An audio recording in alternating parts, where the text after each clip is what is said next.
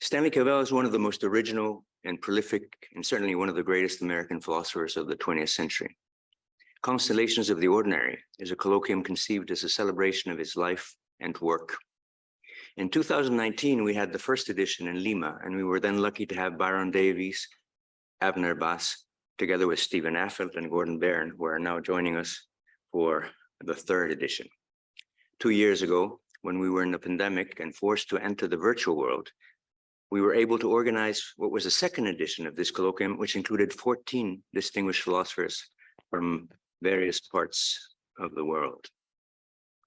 Avner Bass was there, Byron Davies, Torio Moy, Stephen Affelt, Niklas Toivaikainen, Jonathan Stecchio, Sandra Roger, Juliette Floyd, Alice Crary, Nancy Bauer, Gordon Byrne, who's here with us today again.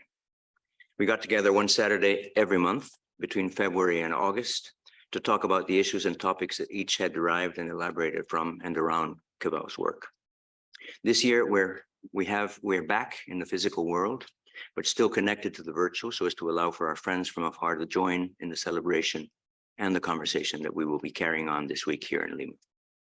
Nancy Youssef, who was coming to Lima for the first time, has had to remain in the US for unforeseen circumstances, but we are happy that she will join us by Zoom. She is present now, as I can see. And hello, Nancy, how are you doing? And also, she will deliver her presentation on Thursday morning. At the end of the 90s, Cavell came to Caracas, where I was teaching, for a memorable week. I was remembering yesterday, as I welcomed back this year's speakers and dear friends, Stephen, Gordon, and Niklas, that Stanley said to me during the reception party we had organized for him in his beautiful, generous voice, "You're a happy man, Victor, because you're doing what you like and are surrounded by friends. What else would you want?" And indeed, he was right. I'm graced again today when Constellations of the Ordinary starts its third edition, and we're again together with friends to remember Stanley through the work we continue to do in his wake, on the things we learned from him, the thoughts he continues to inspire in us, and the ways in which he has enriched our lives and our thinking. So welcome to everyone again today. It is my pleasure to introduce our first speaker, Stephen Affelt, whose PhD is from Harvard and is now Associate McDevitt Chair in Religious Philosophy and Faculty Director of the Manresa program at Lemoyne College. He is the author of several very influential articles on Rousseau, Wittgenstein, and Cavell, including The Force of Freedom, Captivating Pictures and Liberating Language, Being Lost and Finding Home, The Ground of Mutuality, and The Pertinence of the Stars. He is composing At the Feet of the Familiar, a collection of essays on Emerson, Wittgenstein, and Cavell. Today, he will read his paper with a slightly changed title from the announced, A Gift of Words, the World Working Out in Cavell's Notes After Austin. So, Stephen, you have the floor. Thank you, Victor. I want to begin by thanking Victor for the invitation to be with you and the Center for Philosophical Studies for hosting us and the Pontifical Catholic University. It's a pleasure to be here. As Victor mentioned, my title is somewhat different than was announced, and that's because the paper is somewhat different from what was projected. I projected and provided an abstract of a 4-part paper. As I began composing that paper, I realized that it was going to be much longer than I would be able to read in the time I had available to me. So I created a paper out of what was projected to be the first part of that paper provided in the abstract. With that, I begin. My paper begins with 2 epigraphs, so I'll read them and then begin. The first is from a quotation from St. Augustine that many of you will recognize as forming the prefatory epigraph to Wittgenstein's Investigations, just a part of it. Thus, as I heard words repeatedly used in their proper places in various sentences, I gradually learned to understand what objects they signified, and after I had trained my mouth to form these signs, I used them to express my own desires. That's Augustine. And now a passage from Cavell's autobiographical work, Little Did I Know. I'm hearing feedback from myself, so I'm moving the mic around. It's okay? Okay. The crisis precipitated by Austin's appearance on the scene left me with a set of fragments that seemed to have some obscure but essential relation to the expression of my desire for the world. The person and teaching and writing of J.L. Austin are at the origins of Cavell's philosophical work. Indeed, Austin might justly be regarded as Cavell's philosophical father, the father that could stand beside his glamorous and musically accomplished mother with her perfect pitch. Austin's influence dominates the essay, Must We Mean What We Say? The essay Cavell regards as the first expression of his own philosophical voice, and figures prominently in his PhD dissertation, The Claim to Rationality, and in the parts of The Claim of Reason that are direct descendants of that dissertation. Then, following Cavell's encounter with Wittgenstein, his direct engagement with Austin pretty well stops, with the notable exceptions of his late engagement of Derrida's treatment of Austin, and yet later elaboration of an account of passionate utterance developed in explicit relation to and continuation of Austin's account of performative utterances.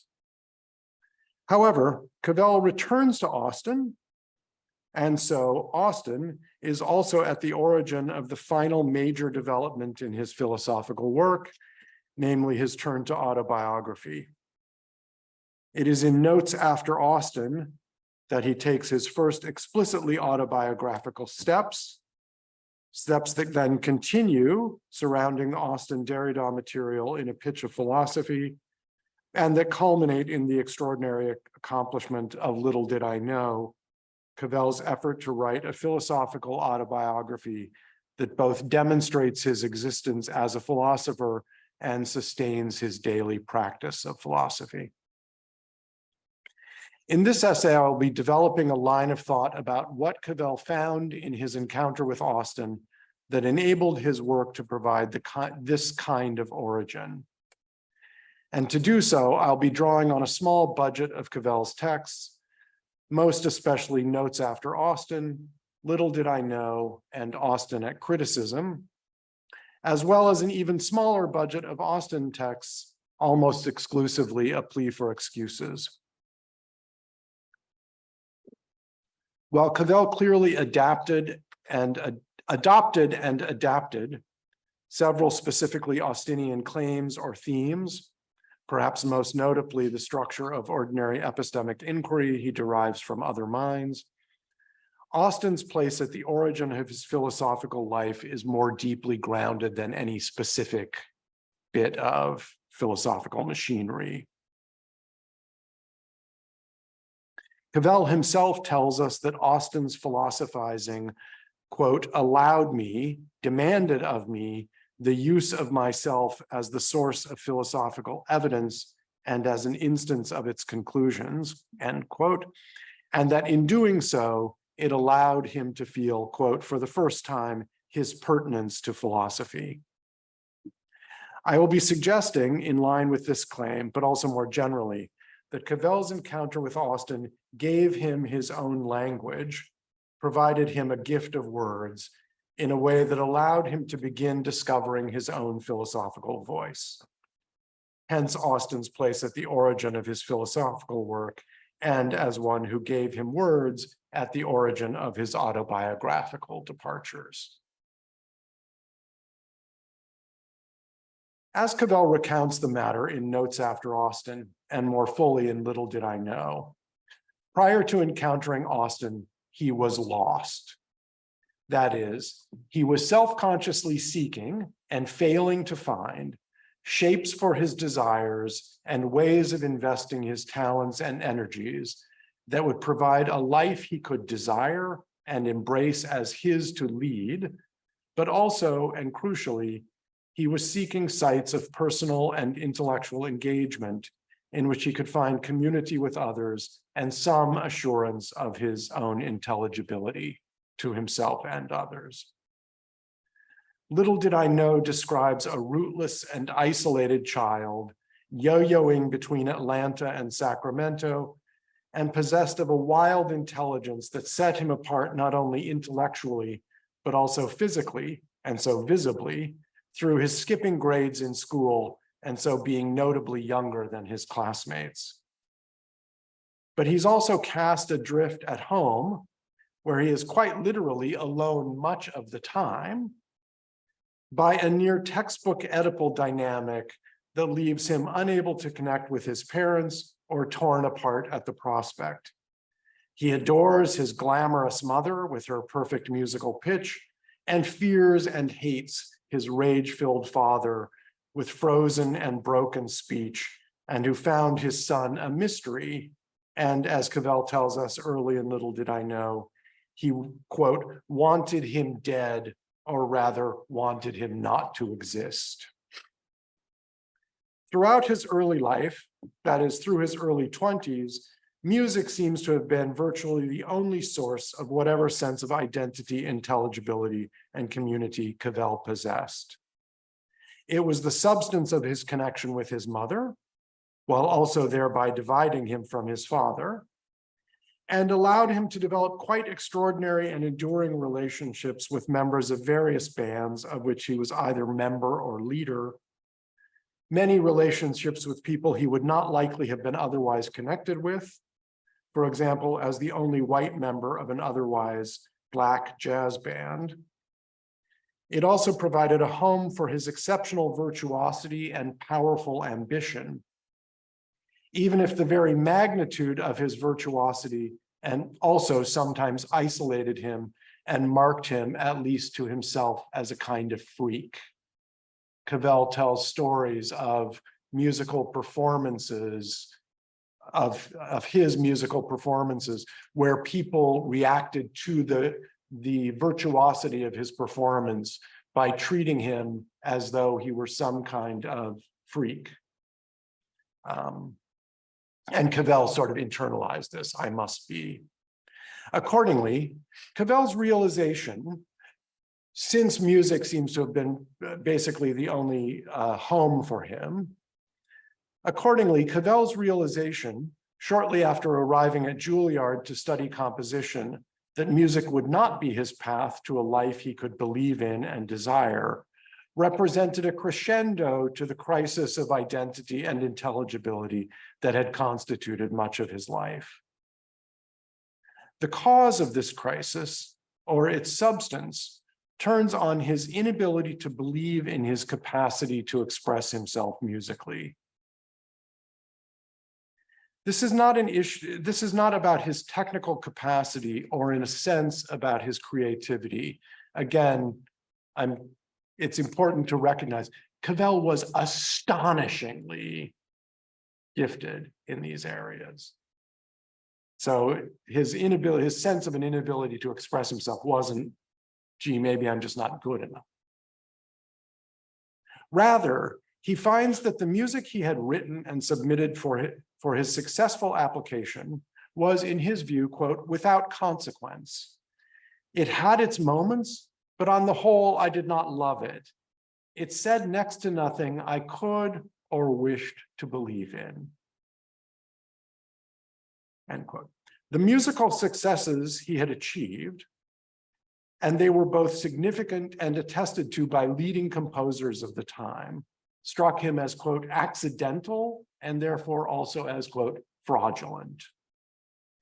In line with this sense of fraudulence and that he was not expressing himself in ways he could believe in, Cavell tells us, extended quote, in reaching the crisis of giving up my search for a relation to music that mattered to me in the way I would come to imagine a life of the mind could matter to me, I discovered that I had never, as I might say, chosen my life or suffered it to choose me, but accepted the toe of a certain talent. His quite considerable abilities, that is, allowed him to skirt the question of whether he wished to invest himself in them. He simply had these talents and followed them. If, or to the extent that it's correct to say that music had provided the only site of intelligibility and community in Cavell's life, then the trauma of discovering that he was also lost in music will be plain. Cavell reports asking himself, quote, quite explicitly, whether he might not be going to pieces, and that he seemed to decide that he didn't know how to go to pieces. A thought, he continues, that sounds quite compatible with having actually gone to pieces. A measure of this trauma and of the sense of going to pieces is that Cavell only became Cavell as a musician. I think this is true in a deep and interesting sense, in that insofar as his life in music fundamentally conditioned the kind of philosopher he became Stanley Cavell through his life in music. Here, though, I mean the thought in a much more superficial sense, but not inconsequential. Namely, Cavell was born Stanley Goldstein and changed his name to Cavell at age 16 in order to take up a stage name for a summer series of musical performances. So he became Stanley Cavell as a musician. So giving up music was, in one quite literal sense, giving up the thing that made him who he was, or at least that made him what he was called. And as we will come to consider, the relationship between a thing and what it's called is, at any rate, not merely external. Following an ultimately productive mental breakdown in New York City, spent mostly reading Freud and watching movies, and a brief period of intellectual wandering as a graduate student at UCLA, Cavell entered the graduate program in philosophy at Harvard, where in the spring of 1955, he encountered Austin, who had been invited to deliver the William James lectures and to offer a seminar on the subject of excuses. In Little Did I Know, Cavell explicitly links his transformative encounter with Austin with the crisis in his life surrounding leaving music, and indeed speaks of, quote, Austin's appearance on the scene as precipitating yet another crisis. However, while we will need to return to this Austin-inspired crisis and consider its character, through his encounter with Austin, the lost Cavell was, or began to be, found. Whatever it was in Austin's work that allowed Cavell to find himself, this much is clear immediately. Austin's ways of drawing on language and philosophy must have provided something that Cavell had sought and to some degree found in his life in music, while also giving Cavell his own language, or giving his language to him in ways that will allow him to resolve his more general crises regarding his expressive power and intelligibility.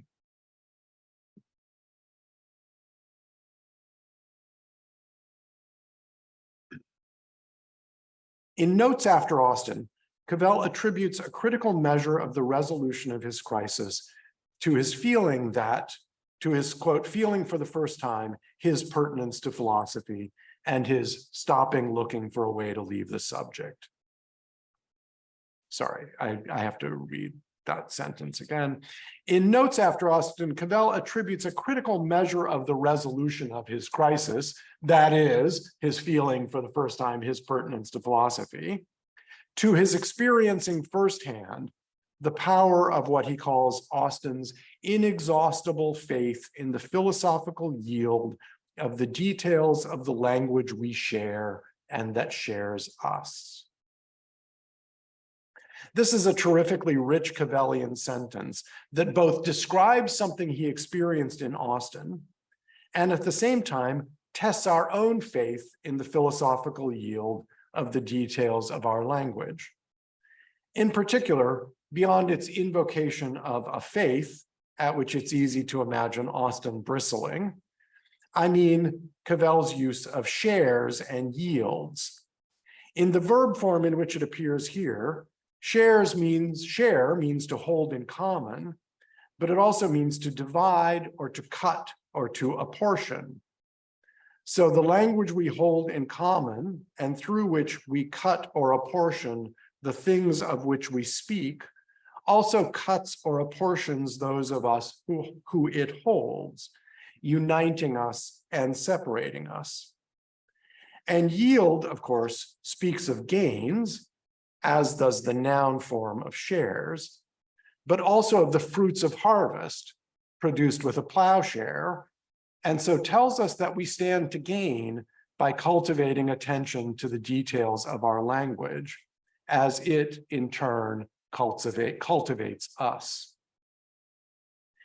If I'm right to read Cavell's sentence as mobilizing this weave of words, it is, I think, not something Austin himself would indulge. However, I think it's also clear that it reflects a mode of attention to language that can be traced, at least in part, to Austin. But let's proceed more deliberately by considering Cavell's relation to some of what Austin himself says about his reasons for and ways of attending to ordinary language. Cavell reports having, quote, encountered no one with a clearer and more constant fastidiousness of mind than Austin, and says that this was, quote, joined with respect for the vicissitudes of daily life to exhibit what Cavell praises as moral imagination.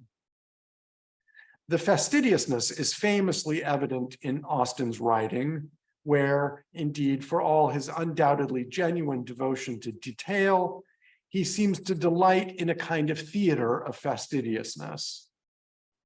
But the sincere and the theatrical seem to me to ring out in his remark at the outset of a plea for excuses that, quote, much, of course, of the amusement and of the instruction of the methods of studying he's going to describe come in drawing the coverts of the microglot and hounding down the minutiae.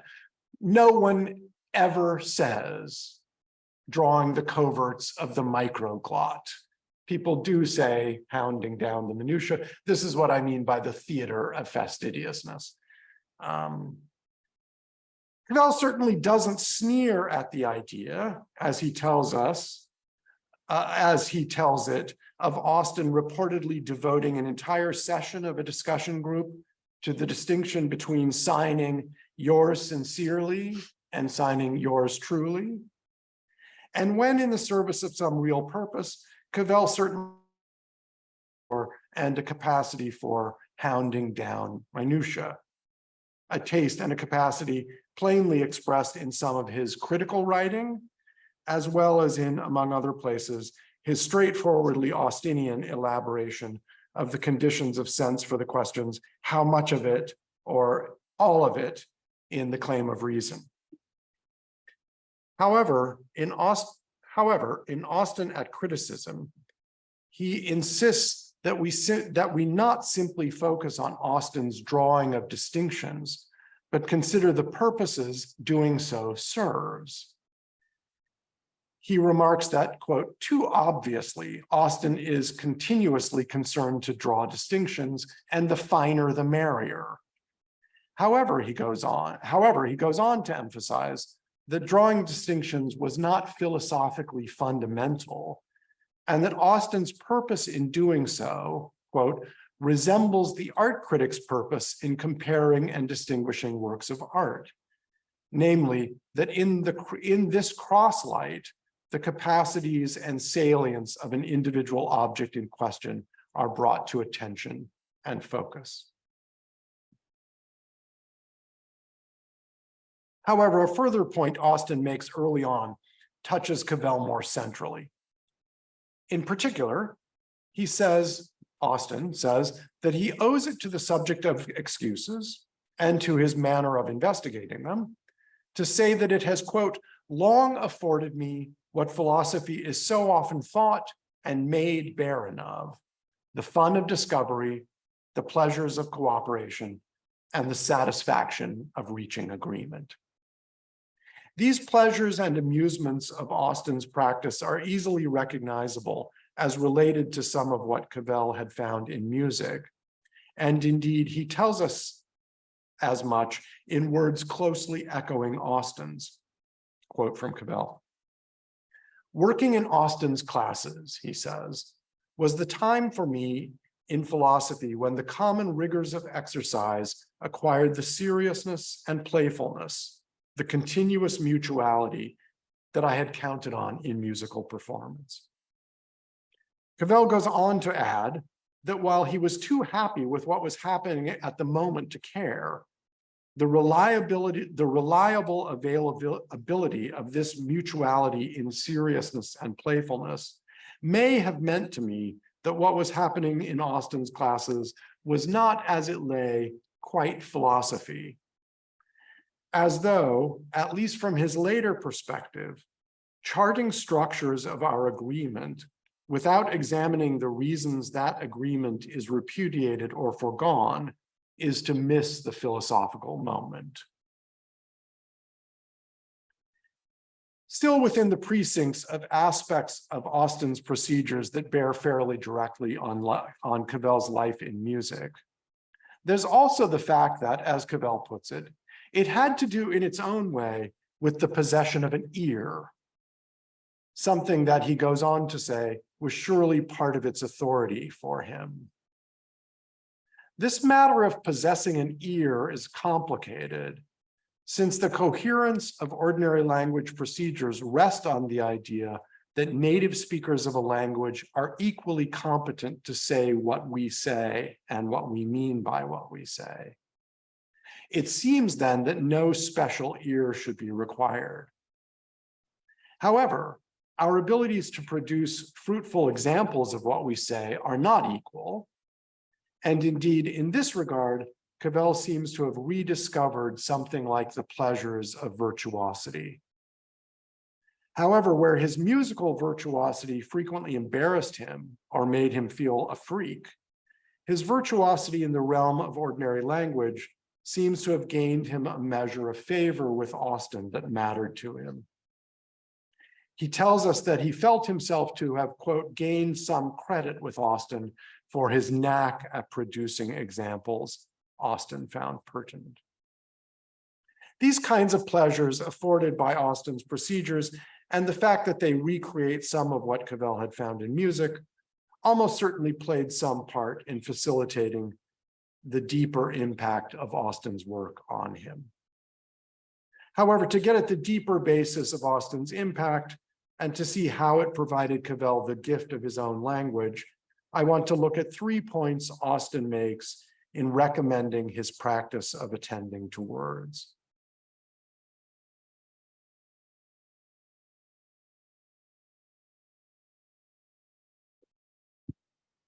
I will note immediately that Austin was impatient with high-level theoretical discussion, which he regarded as, quote, cackle.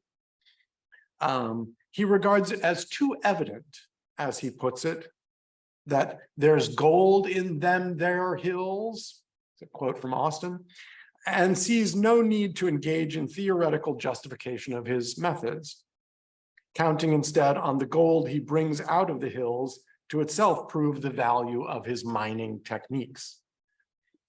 Hence, even in his most extended theoretical discussions, his remarks are brief and largely undeveloped. In Austinic criticism, Cavell explicitly cautions against taking what Austin says about his methods at face value.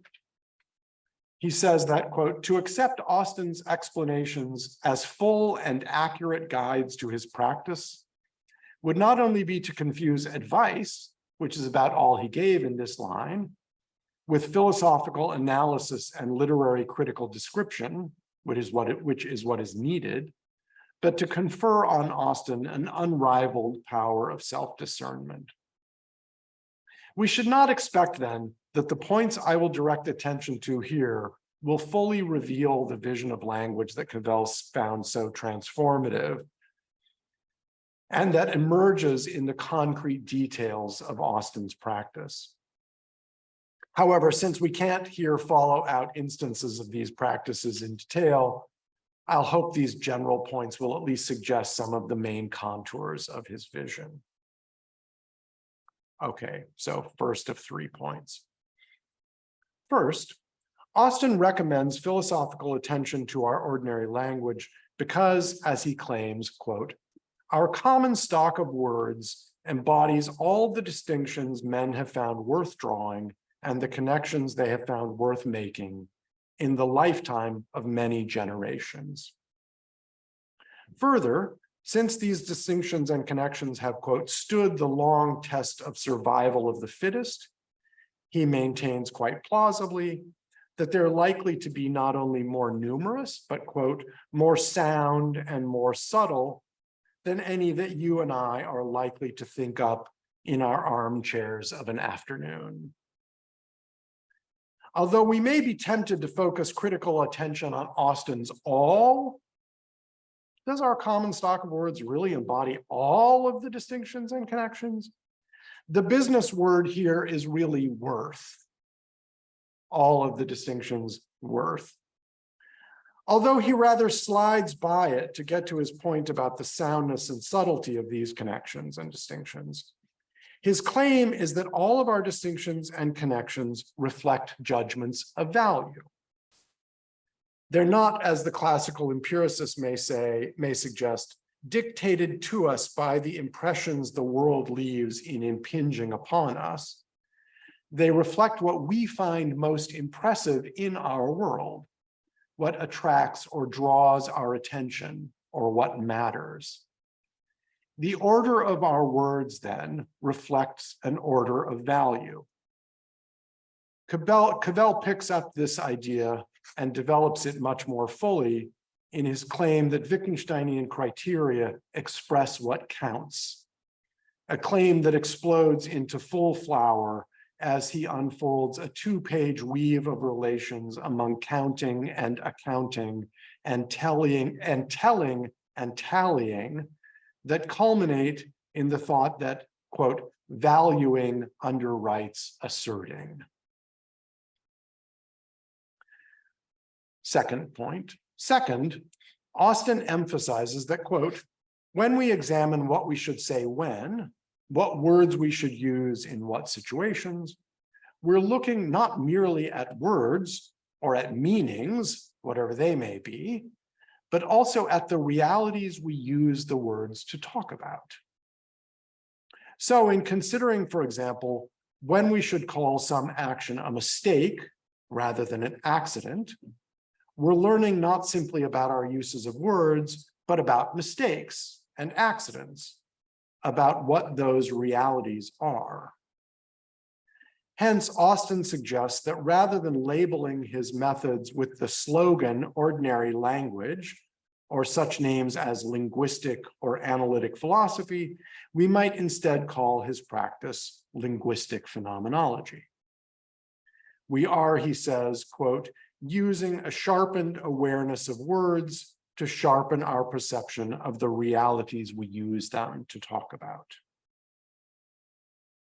Although Austin himself is clear that how we speak is not, quote, the final arbiter of the phenomena, he here opens the door for Cavell's thought that when I read the definition of umiak, an open boat made of a wooden frame covered with hide, used especially by indigenous peoples of Arctic Alaska, Canada, Greenland, and Eastern Siberia, umiak.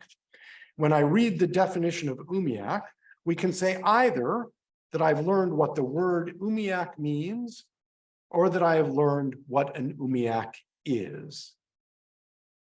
Something seems importantly right in the general thought that how we speak about phenomena tells us about the nature of the phenomena. That, as Wittgenstein puts it, grammar tells what kind of object anything is. But we'll want to be careful about the sense in which I've learned what an umiak is in learning a definition. And I'm not criticizing Cavell, I'm just saying careful. I have learned that it's a kind of boat, that it differs from a kayak, with which it significantly rhymes, in being open, where a kayak is closed. And I may be able to identify one encountered in the wild. This isn't nothing. Yet, even without wandering into a Heideggerian black forest of jugs, bridges, and boots, we can easily imagine that what an umiak is for people who live with them, dwell with them, is hardly touched by the description, open boat made of wooden frame covered with hide.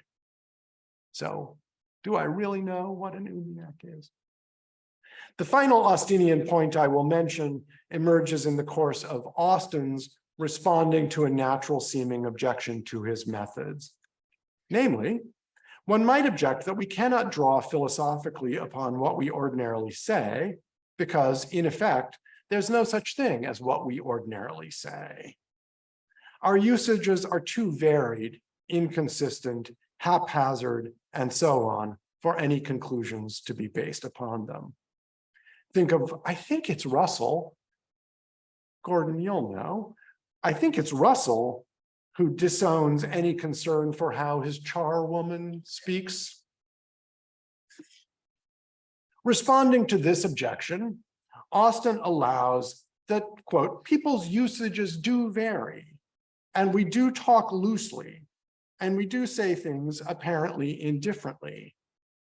As he remarks in another context, quote, we're not all terribly or sufficiently strictly brought up. However, he continues, our usages do not vary, quote, nearly as much as one would think. And then goes on to suggest that one of the special benefits of studying excuses is precisely that it provides, quote, just the sort of situation where we might be inclined to think people will say almost anything because they're so flurried and so anxious to get off. The realm of excuses, that is just where you might expect to find nothing but a motley of haphazard and inconsistent usages. And yet, he claims, even here,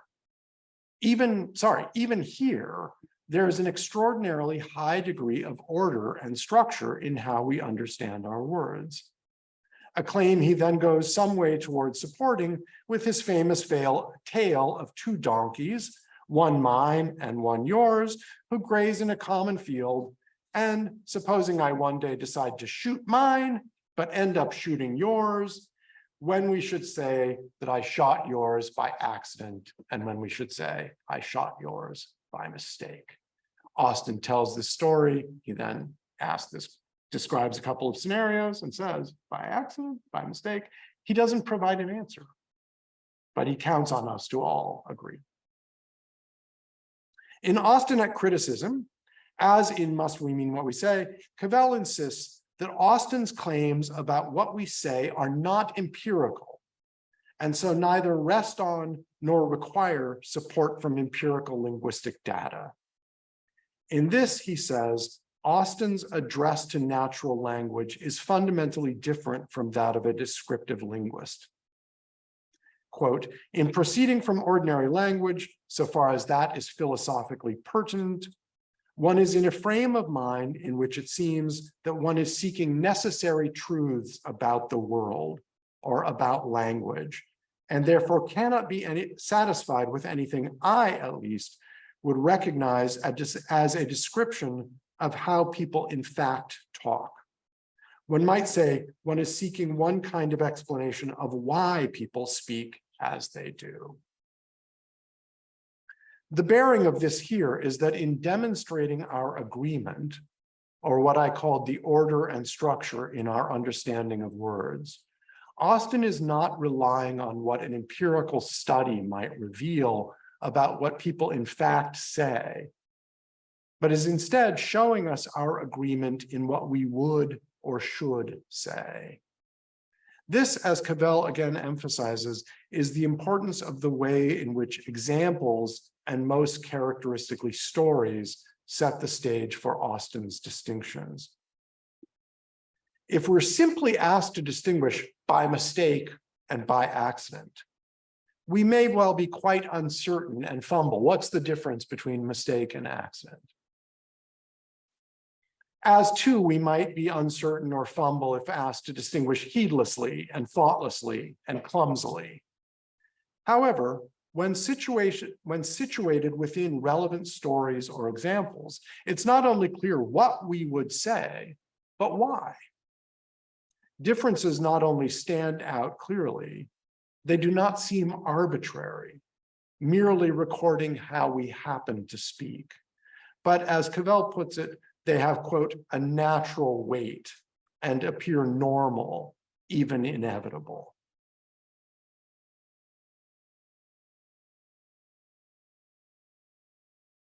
With these indications of Austin's vision of language in place, I want to return to the crisis Austin provoked for Cavell and to how what he found in Austin at least began to resolve his crisis of expression, intelligibility, and community in which he was embroiled. Are we projecting the text? No.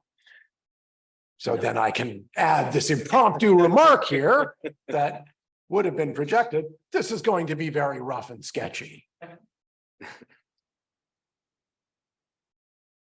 In the passage from Little Did I Know I mentioned earlier, the passage in which Cavell links the crisis of leaving music and the crisis precipitated by Austin's appearance on the scene. He describes the Austinian crisis this way, quote, "That crisis left me with a set of fragments that seemed to have some obscure but essential relation to the expression of my desire for the world." That was part of my opening epigraph. "In the crisis around music, I felt I had misplaced the world. In the crisis of the philosophical question of meaning in everyday speech, I felt disoriented with the discovery of a further world." To my ear, this description rings of Wittgenstein, or more exactly, the Augustinian tale of learning language with which Wittgenstein opens the investigation, and of Cavell's Emerson. It shows Cavell coming to be able to speak by picking up fragments through which or in which he obscurely senses the ability to express his own desire. And that emerging capacity to speak is tied to the discovery of a further world within our world and language. With due differences that need to be considered, but that I will not consider here, Cavell's discovery aligns with the Emersonian quest in The American Scholar to, quote, "find the sublime presence of the highest spiritual cause lurking in the suburbs and extremities of nature, so that, quote, the world lies no longer a dull miscellany and lumber room, but has form and order."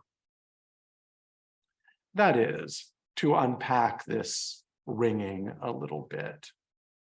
Austin's stories, examples, and invitations to consider what we would say when and why we would do so disclose our everyday language and that of which we speak as a coherent and ordered world.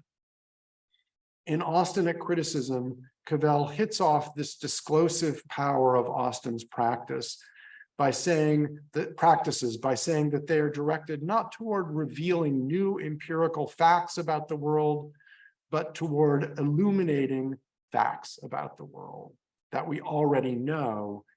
And he remarks that the differences to which Austin points penetrate the phenomena they record. We're allowed to glimpse structures of agreement that are at once broad and intimate, and that are not dictated to us by experience, but reflect and reveal our agreement in judgments of worth.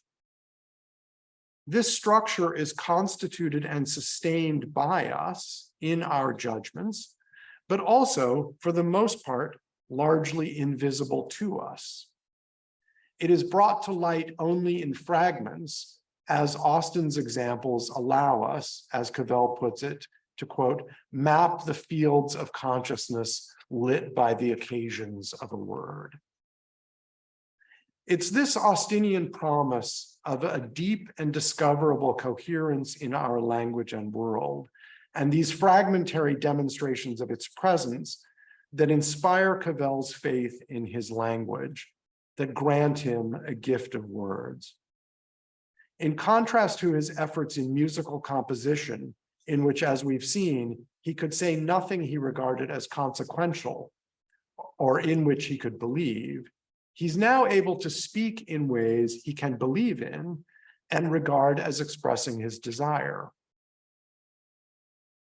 We could specify several different senses in which his Austinian-inspired faith in language enabled Cavell to begin to speak in ways he could regard as mattering or consequential. Some of a general nature, and some that might equally apply to any of us, and some specifically tied to philosophical issues about which Cavell began to write and speak shortly after his encounter with Austin. I won't even name these different senses here. I've got a list of, I think, 7 or 8. Maybe we could discuss. I can't even name these different senses here, but I will say that they all ultimately circulate around the idea that in learning with Austin how to productively attend to our ordinary language, quote, one is not finally interested at all in how other people talk, but in determining where and why one wishes or hesitates to use a particular expression oneself. And this interest in one's own speech, in discovering its specific significance, counters what Cavell sees as a tendency to regard, quote, what happens to us as inherently trivial, to live as if our daily experience were not ours, or just because ours, of no general significance.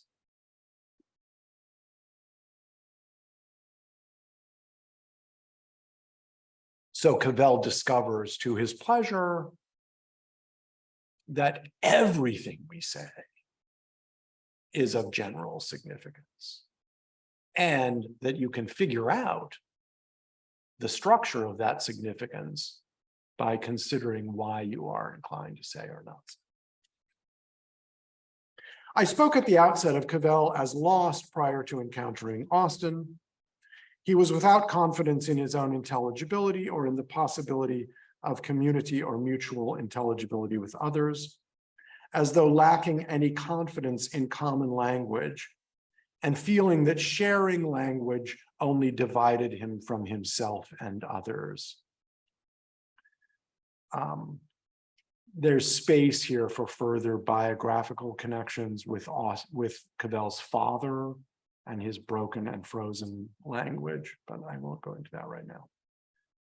Through Austin's gift of words, Cavell begins to be able to find himself. But of course, Austin's revelations of the agreements in judgments of worth that structure our language and world do not of themselves ensure our intelligibility or community with others. They do, though, offer the promise that we're in possession of the resources for discovering intelligibility and constituting mutuality. We've got a common set of tools we can use. In Notes After Austin, Cavell offers an example of a moment in which discord gives way to concord. The example involves a moment in a seminar in which, as Cavell saw it, Austin displayed perfect spiritual tact. This is a seminar Austin is leading. In the context of discussing modifiers used in characterizing accidents, simply or purely accidental, compared with merely or sheerly accidental. Merely or sheerly accidental, the accidental quality is transparent.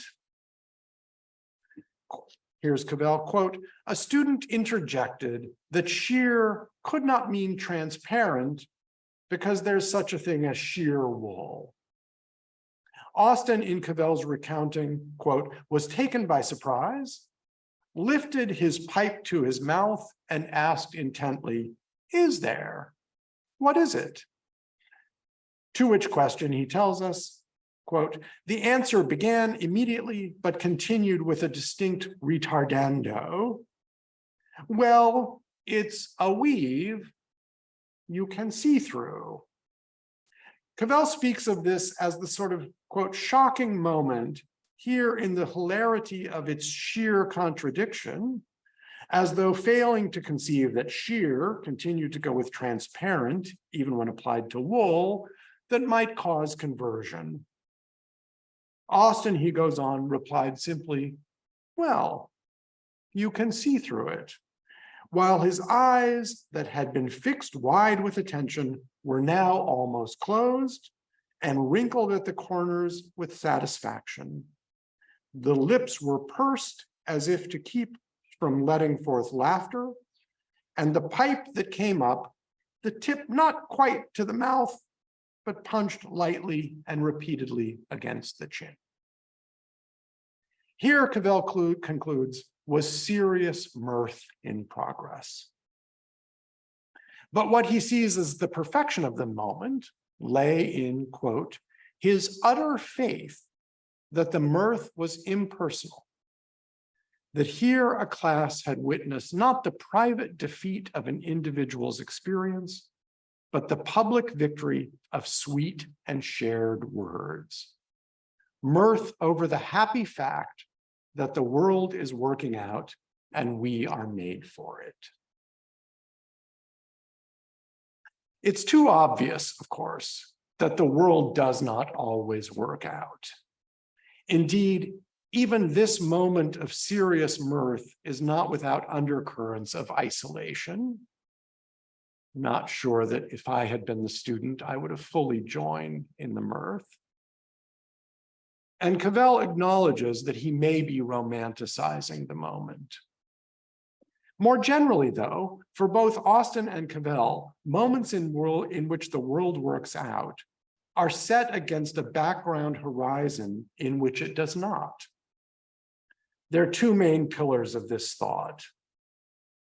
First, the philosophical point and purpose of Austin's creating stories and examples that reveal the order and structure of our language lies in their responding to what Austin calls the jump of words in philosophy. That is, the point or purpose of his examples lies in the fact that they respond to ways in which we recurrently use our shared words privately, apart from or against their ordinary order. And so we stand in the way of the world working out. In the second part of Austin criticism, Cavell provides a kind of catalog of the terms in which Austin criticizes philosophers' rampant misuse of words, and shows that neither Austin's descriptions of these misuses nor his explanations of how and why they occur are satisfactory. They do not, that is, meet Austin's own standards for the careful consideration of words. So, for example, he shows that Austin's description of more as mistaken in a claim does not match Austin's own detailing of the conditions under which we characterize some action as a mistake.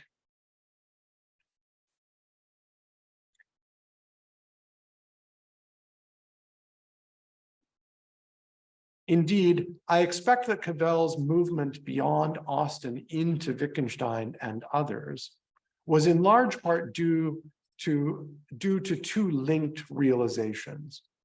First, he came to think that perhaps the most important revelation to be drawn from ordinary language procedures were not how they address specific standing philosophical problems, the kind of thing that Austin went in for most directly in his attack on air in Sense and Sensibilia, but their demonstration of the fact that, and of the ways in which we endlessly repudiate our own conditions of sense. So what's the value of ordinary language philosophy? Not in solving philosophical problems about knowledge, about the nature of action, about responsibility, but in revealing the fact that we are so often and so recurrently driven to repudiate conditions of sense. And second, Cavell realized that Austin's work, for all that it did accomplish, lacked adequate resources for understanding and characterizing this apparent drive to prevent the world from working out. Furthermore, here's the second pillar of thought from The fact that language is itself structured by values, that our terms and distinctions and connections reflect our judgments of worth, means that our language is and should be a site of contestation and conflict within ourselves and with others. We did not equally share in building the language we share, and the ways in which it distributes its shares do not serve all. This idea of our language as a site of contestation over the meaning of the terms in which we understand ourselves as individuals and groups is the dominant chord motivating Cavell's The Senses of Walden, in which he talks about Thoreau as trying to constitute a language. And in The Claim of Reason, Cavell describes the practice of philosophy as a kind of ongoing engagement in such contestation, a contestation that is integral to my understanding of myself and my culture. Glossing Wittgenstein's remark from the Investigations that to imagine a language means to imagine a form of life, Cavell says this: in philosophizing, I have to bring my own language and life into imagination. What I require is a convening of my culture's criteria in order to confront them with my words and life as I pursue them and as I may imagine them, and at the same time to confront my words and life as I pursue them with the life my culture's words may imagine for me, to confront the culture with itself along the lines in which it meets in me. That's the philosophical task. Wrapping up here, but of course the fact that the world so often does not work out is all the more reason to celebrate when it does. This, I think, must be part of Cavell's pleasure in recounting his memory of Austin accepting an impromptu invitation to take a turn at bat during the Society of Fellows annual picnic and softball game. He describes Austin removing his suit jacket, but, quote, leaving his tie in place and his French cuffs closed, standing with a stiff stance, knees too straight, and crowding the plate. Concerned that Austin might embarrass himself, Cavell is surprised that as he swings at the first pitch, Austin hit the ball sharply over the head of the second baseman and made it to second standing up. Cavell concludes, as I write this, I can still see him standing on second with a trace of a smile, as if with an appropriate pride at a moment exactly realized. The world working out, and we made for it. In a similar vein, we might celebrate Cavell's improbable path from a childhood of desolation through a fortunate encounter with Austin to discovering means to express his desire, and so many of them being realized. His success provides us hope that at least sometimes with luck and fortunate encounters, the world can work out. Thank you.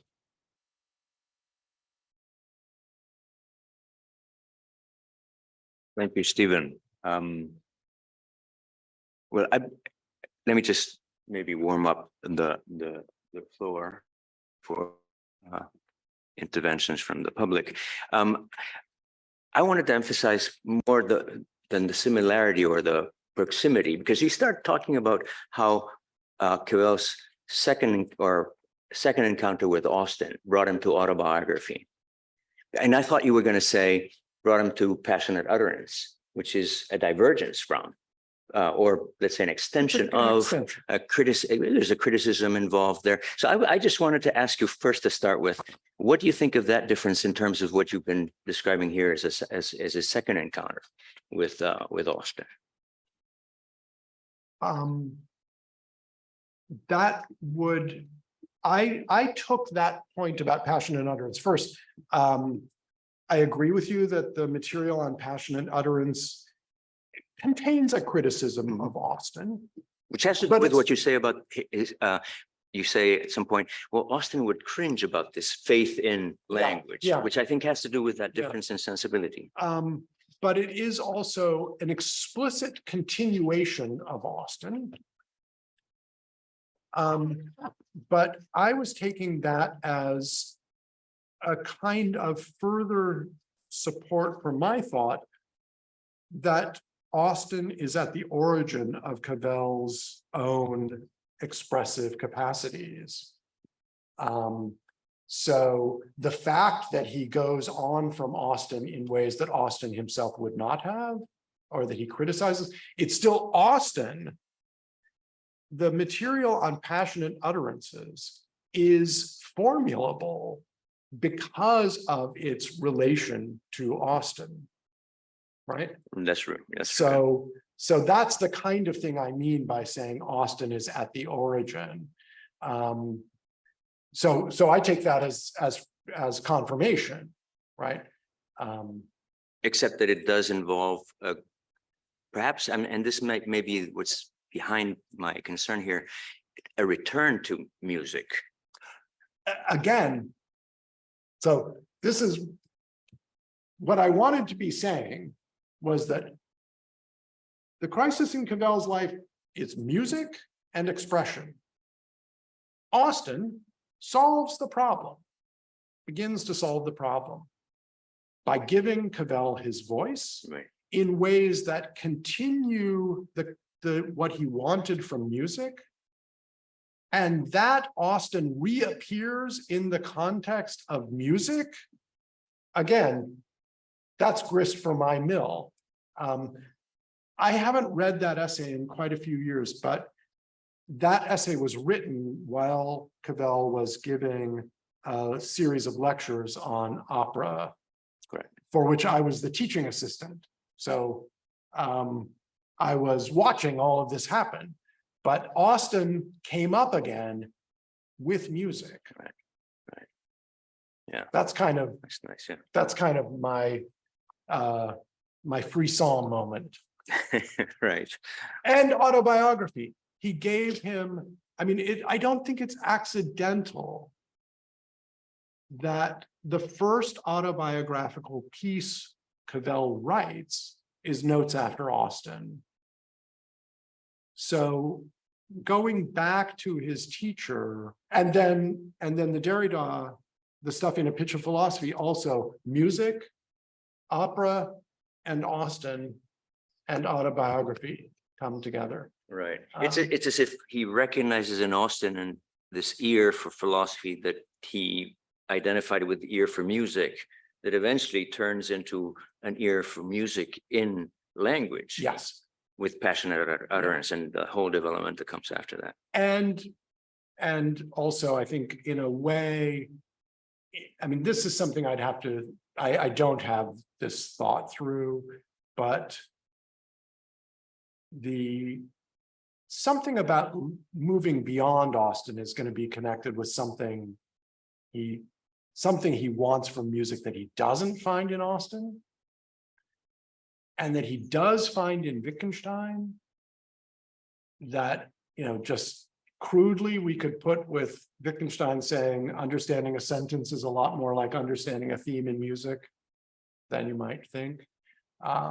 It's about hearing the tune, having an ear. So. Right. Yeah. All right. So we're open for questions. I want to see if Nancy, if you want to participate, just raise your digital hand, please.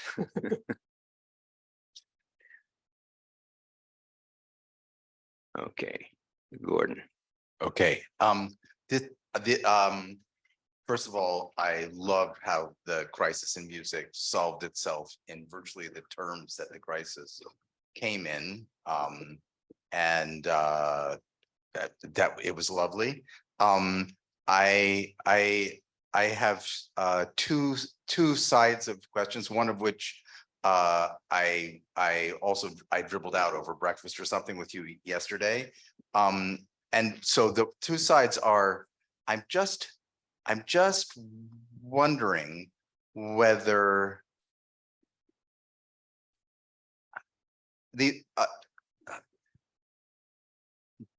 just this, that is it conceivable? So first of all, a connection to Derrida, what you say about sharing, both bringing together, sharing, and also dividing up, is exactly what, anyway, parallel to a word like cleave. And I think, though, I'm just trusting probably Samuel Weber, a word like entame, which Weber translates as broaching and breaching, as though there was another word that did both, like share. And so there's and the broaching and breaching thing comes in for, maybe this is I haven't read this stuff for ages, but in Cavell's response to Derrida, there's an awful lot of stop already with this things falling apart. They can come together, if not forever, they can at least come together. And yet, I'm obviously, whatever it is, Derrida is such a theoretician. He's got things like iterability or something that do the broaching and breaching, but like whatever it is that gets things able to come together and go apart, it's the structure of sharing and the structure of our relationship with language that you get to at the end, that it falls apart and we can come together. So very similar. And so those thoughts make me feel like there's something very together about broaching and breaching, minus the theory of iterability, and what's happening in Cavell's Austinianism. And so the final thought is, it's kind of like a way of it's a mnemonic for the thought, is that maybe Austin's comfort with the world working out, something that Cavell didn't really share, shows up in Cavell's disinclination to see things like the world's not working out or our lives falling apart in Derrida. And it's so that, and hence his resistance to that stuff. And so here's the mnemonic that I offered yesterday to you, and that is there some sense in which Cavell's philosophy as it proceeds is Austinian, and that Bausma's philosophy as he proceeds is Wittgensteinian? That Bausma, I'm like a novice in Bausma, but like there's so much playing with the edge of nonsense that seems all of, there may be a joy in the play. Anyway, so that that's the idea. Right.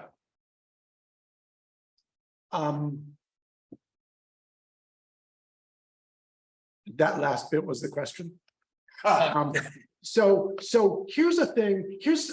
I'm also sort of I'm a tourist in Bausma land, but there's an opening of one of Bausma's essays where he says, I'm going to quote, this is going to be close enough. People say truth becomes beauty. I'm never sure whether that means truth becomes beauty in the sense that a tadpole becomes a frog or a hat becomes its wearer. Right? Never going to see something. That's not Cavell. Right?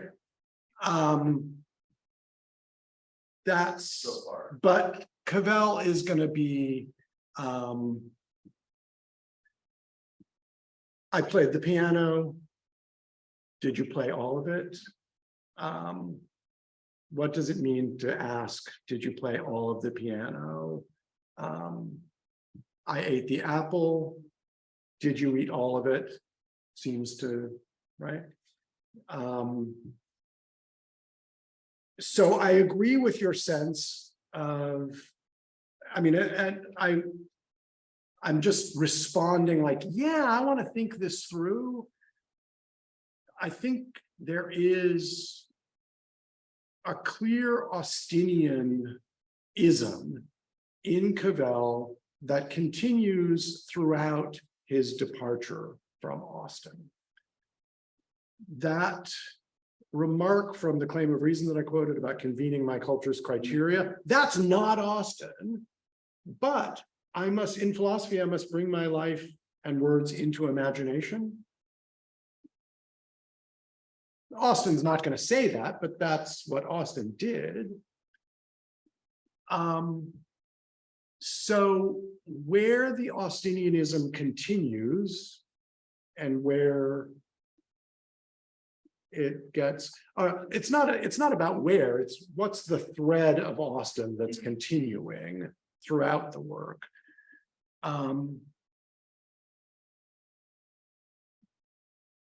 The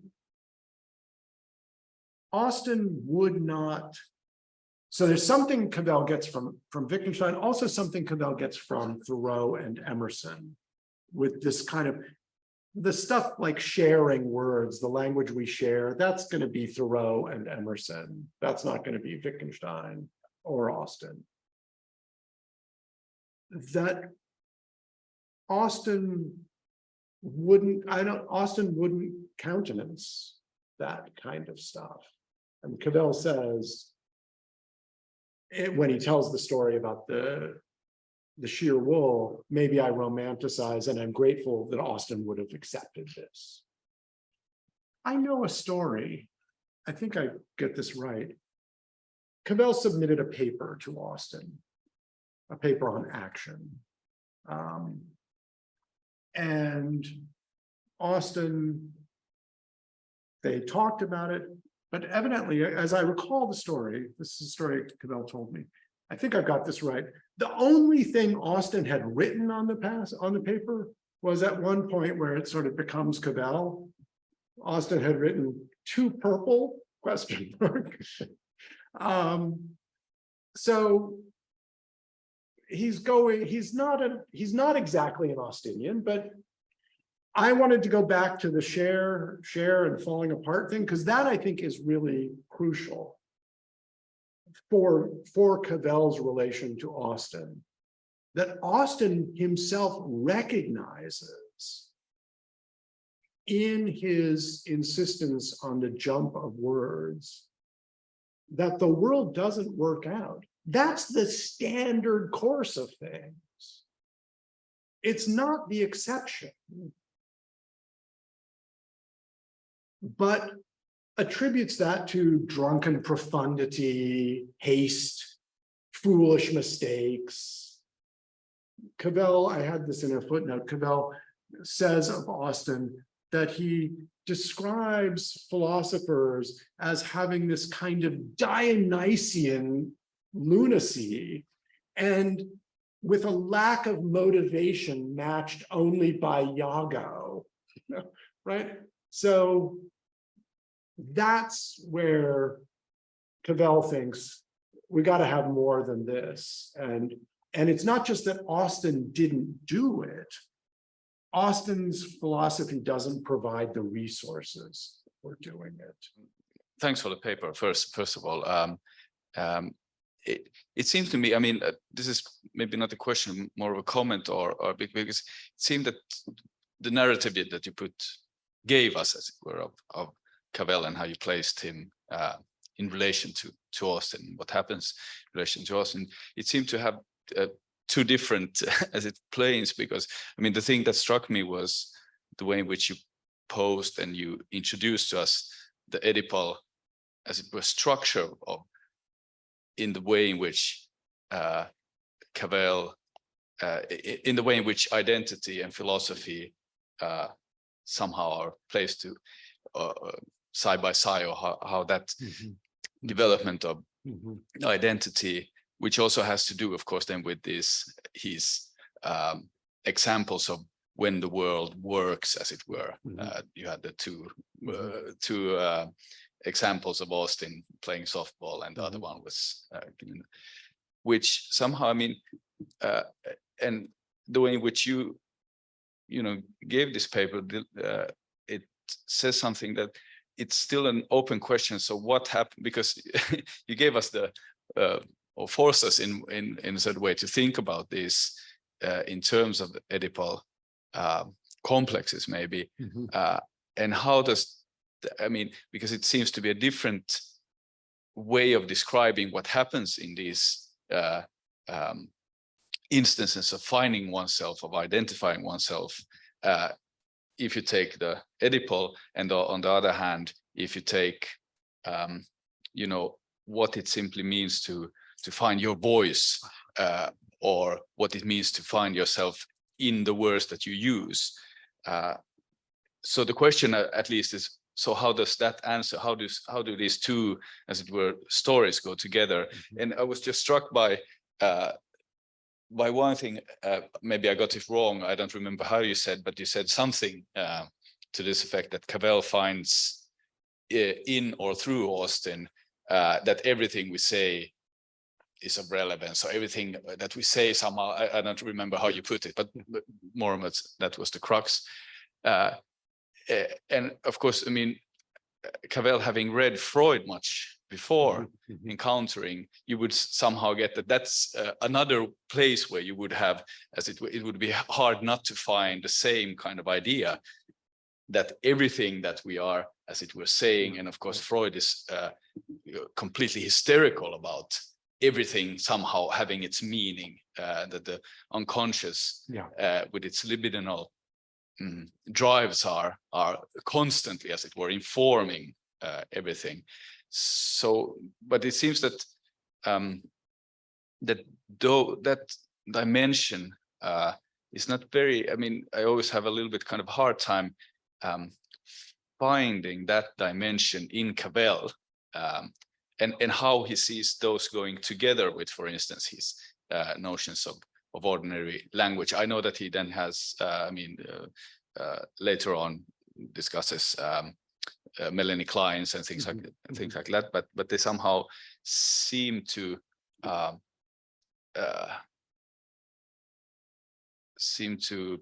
not have a very explicit reflection in relation to whatever libidinal powers that are invested in our identities also. So I mean, you get maybe my point, because it's somehow, I mean, as you said also yourself, that the examples of when things work out in the world, which seem to be when identity, when somehow I find myself in a tune with the world and with myself, the examples that you gave, and how he projected them on Austin exactly, and not on himself. I mean, there's something which, to my ears, strikes. I mean, I can kind of find the dimensions that he's after, but of course, there's something about about even some kind of a childish or infantile enjoyment about that are very present in the descriptions, which somehow, I have a hard time somehow simply praising them or celebrating them. So and so that would be one question. Maybe it's not a question. I mean, it's just opening up, because there seems to be kind of two things, or not two things, but how they relate to each other. So Yeah, that's terrific. Thank you. I like everything you've said. I think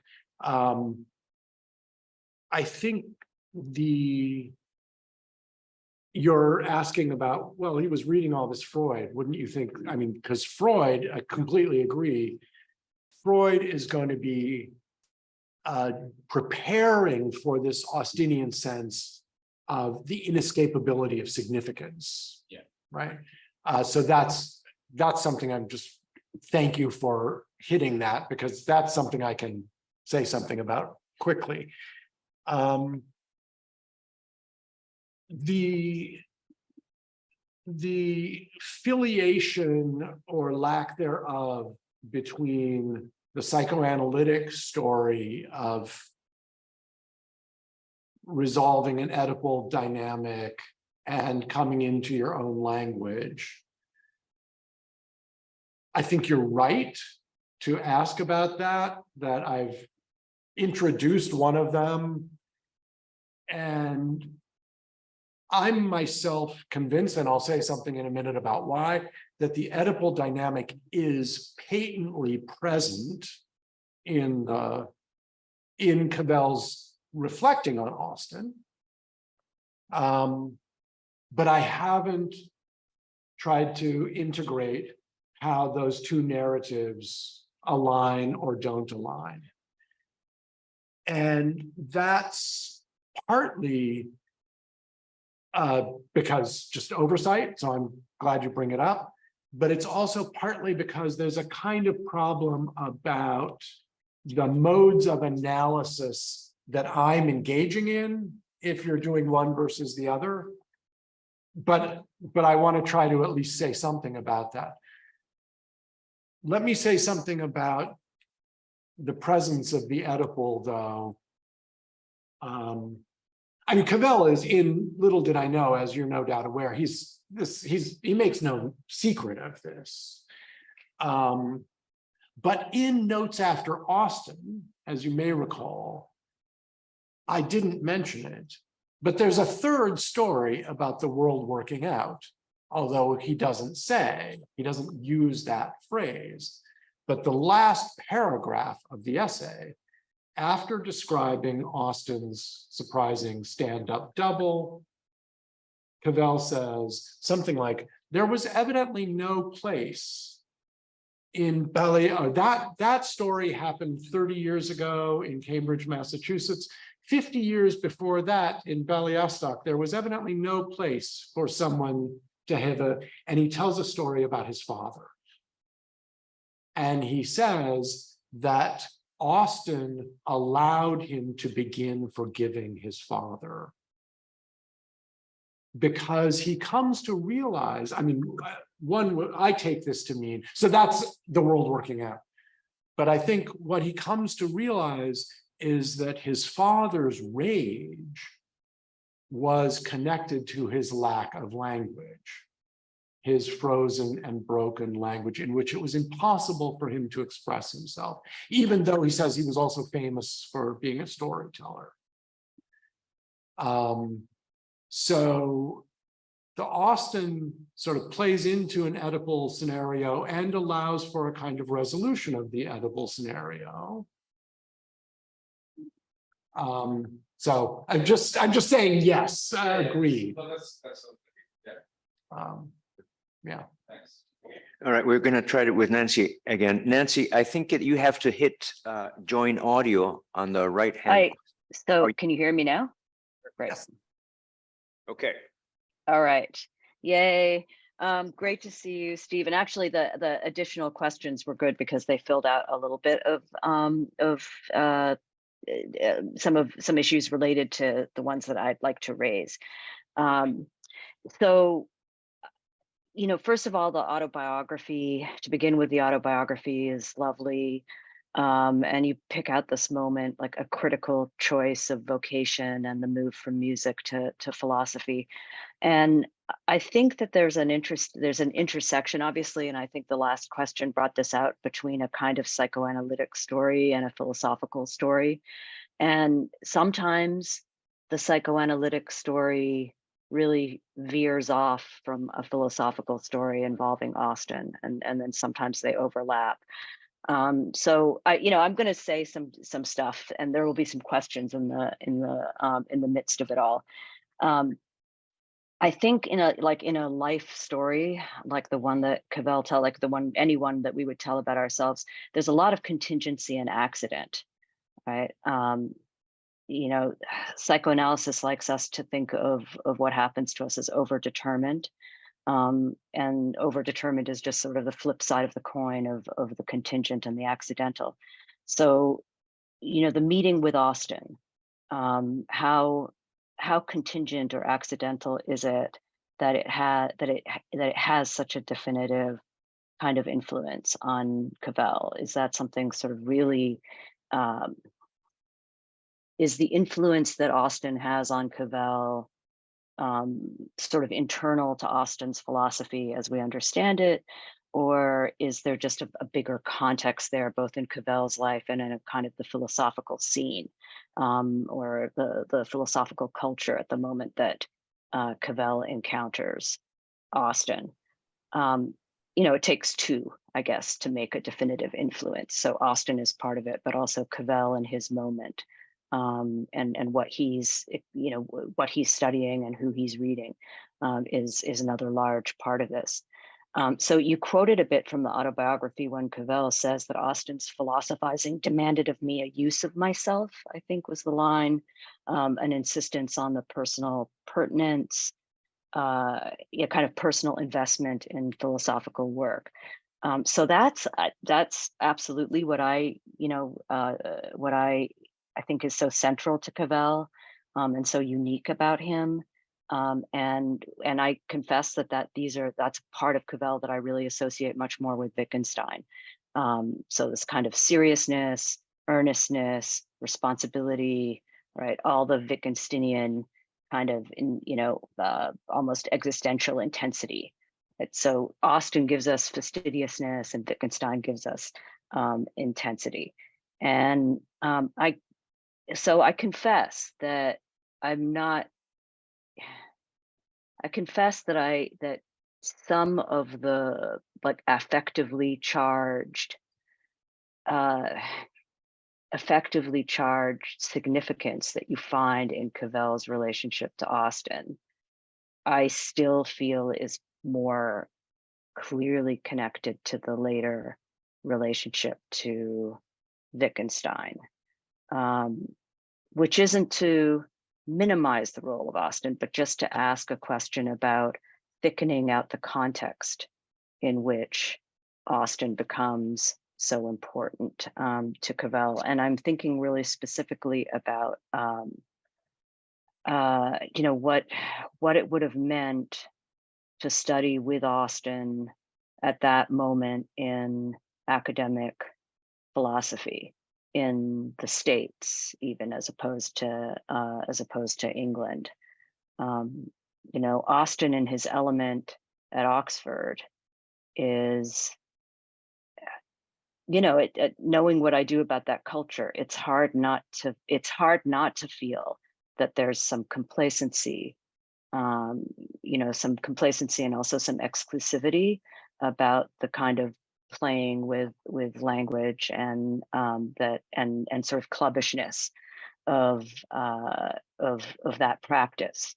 And I imagine that would have felt very different in the American context, where you actually can't take a lot of the class stuff for granted, and where Austin's presence and his practice is coming up against a kind of increasingly scientistic sort of orientation in American philosophy. So I guess I'm wondering if you would agree with that, that it would help to thicken out the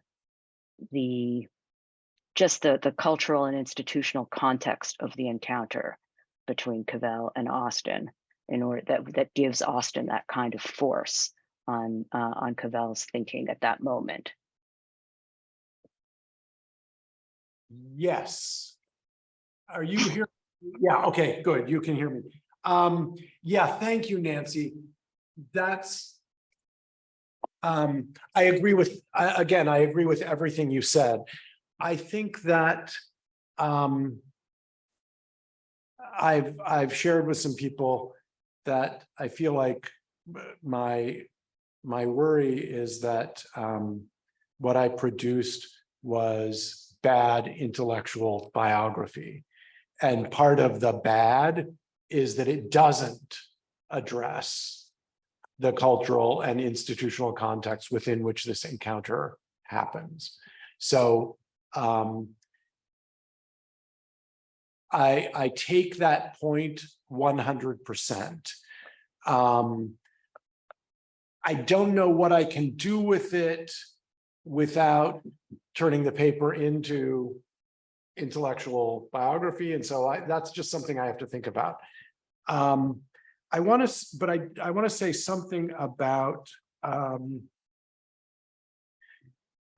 picking up on your points about contingency and accident, Cavell mentions that it was the personal presence of Austin that made the difference for him. And that's something that I would like to think more about. It's going to have to do with the transferential psychodynamics of things. Also, he says that his experience of Austin is entirely American, which I think matters. I think you're absolutely right to pick up on the ways in which encountering Austin in America would have been different than encountering Austin at Oxford. So those are accidental elements that enter in, but that turn out to be critical.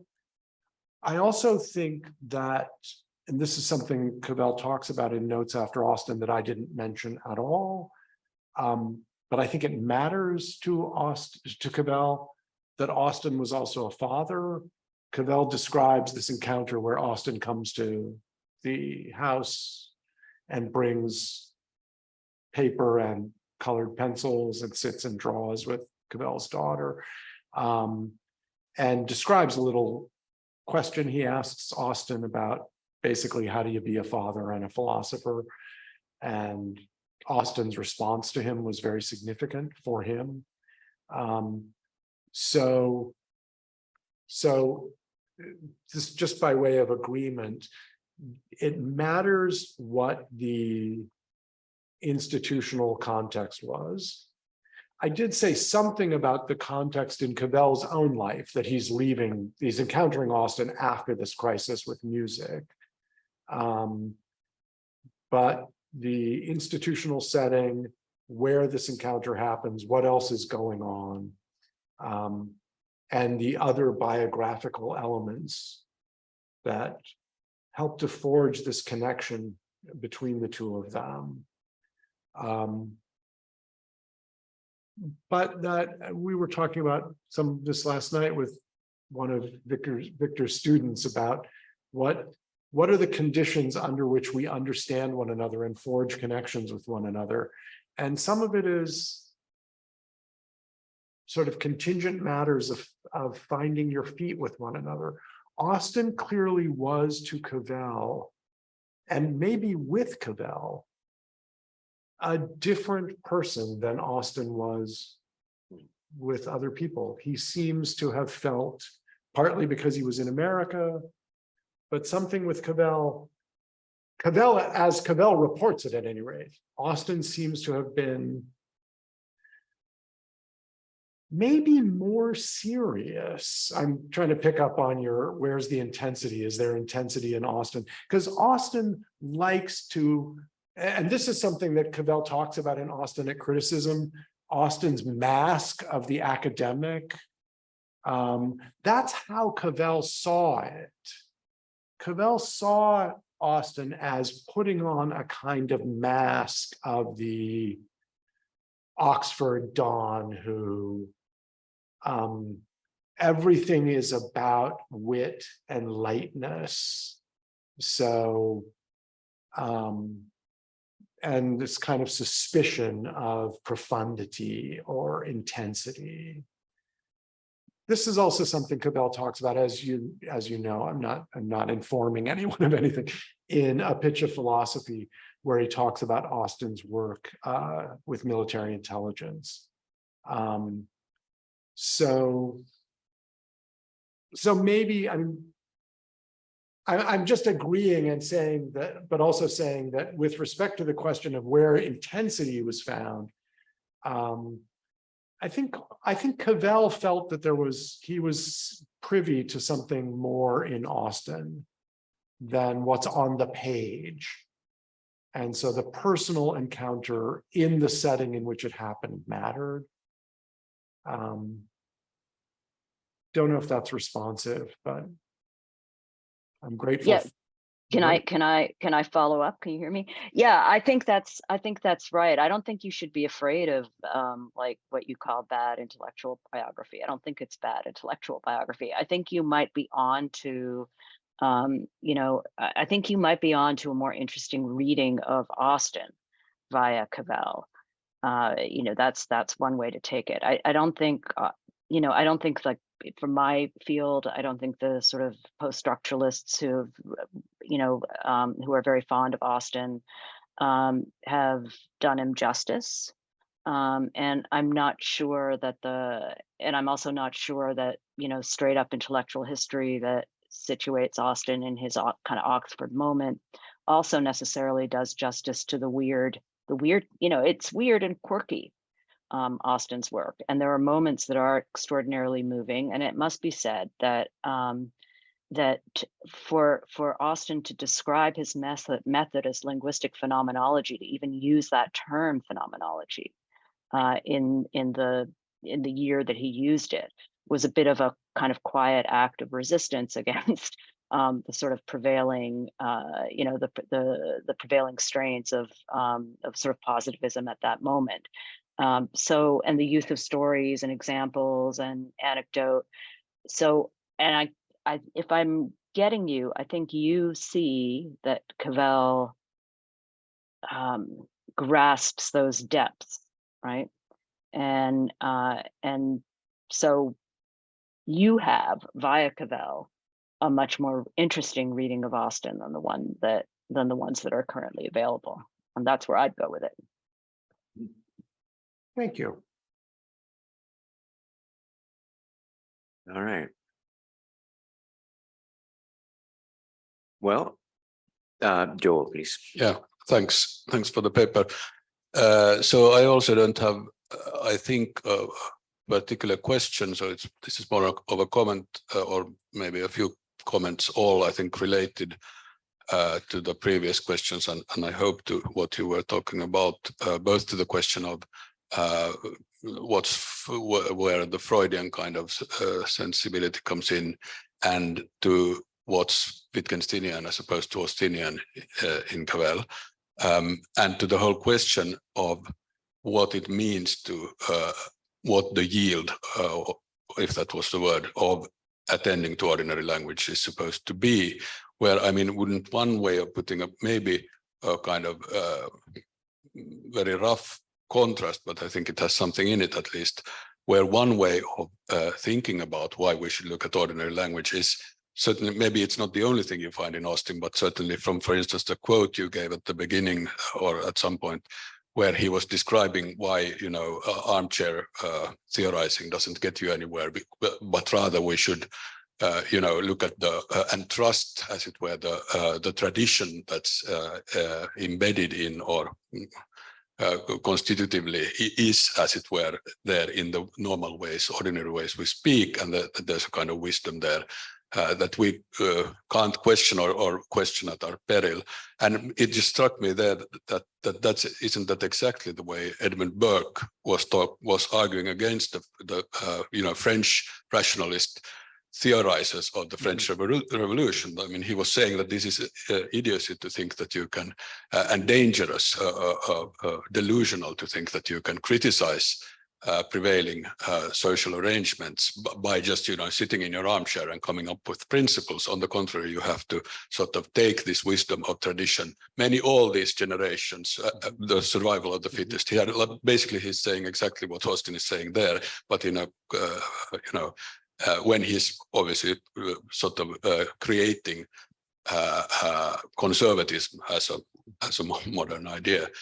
So that kind of, so there's certainly, at least it's there in Austen, that the idea that what we do when we look at ordinary language is we see, and you had other quotes from him about how philosophers normally are just like completely, in some really inexplicable way, stupid and just refuse to look at, the actual facts. And when we look at them, the kind of philosophical problems, the way they are usually framed, will somehow dissolve. And of course, there's one reading of Wittgenstein, quite a common one, obviously, that takes Wittgenstein to be saying basically the same thing. Whereas I would think that what's important in Wittgenstein is precisely that he doesn't look at ordinary language in this sense. He thinks more that when you, I would think, at least in his best moments, as it were, most radical moments, Wittgenstein thinks that when you look at ordinary language, you see how, full of existential tensions and problems and confusions ordinary language is. That's why you have to look at it not to, as it were, get an antidote towards bad theorizing, but to see how our real problems really arise and how they're really there all the time in ordinary language. I mean, at least I think you can read Wittgenstein in that way, and there's something of that in Cavell, right, in wanting to emphasize how we ourselves repudiate systematically the conditions of sense of our own words. And so that would be like two very different ways of seeing how ordinary language, what the use of looking at it is. And also, if you look at it in the latter Wittgensteinian way, which is, Freud in a way does the same kind of thing, right? That he sees not that you look at, and also where this whole distinction between language and the world working or breaking down becomes in a certain sense undone, because it's when it works well, works the best, that's where it's like at the same time tearing us apart and full of, it's where we succeed in lying the best to ourselves. That's when normality, as we take it to be, that's how it works and when it works. So it's not really when from a like this normal perspective things break down,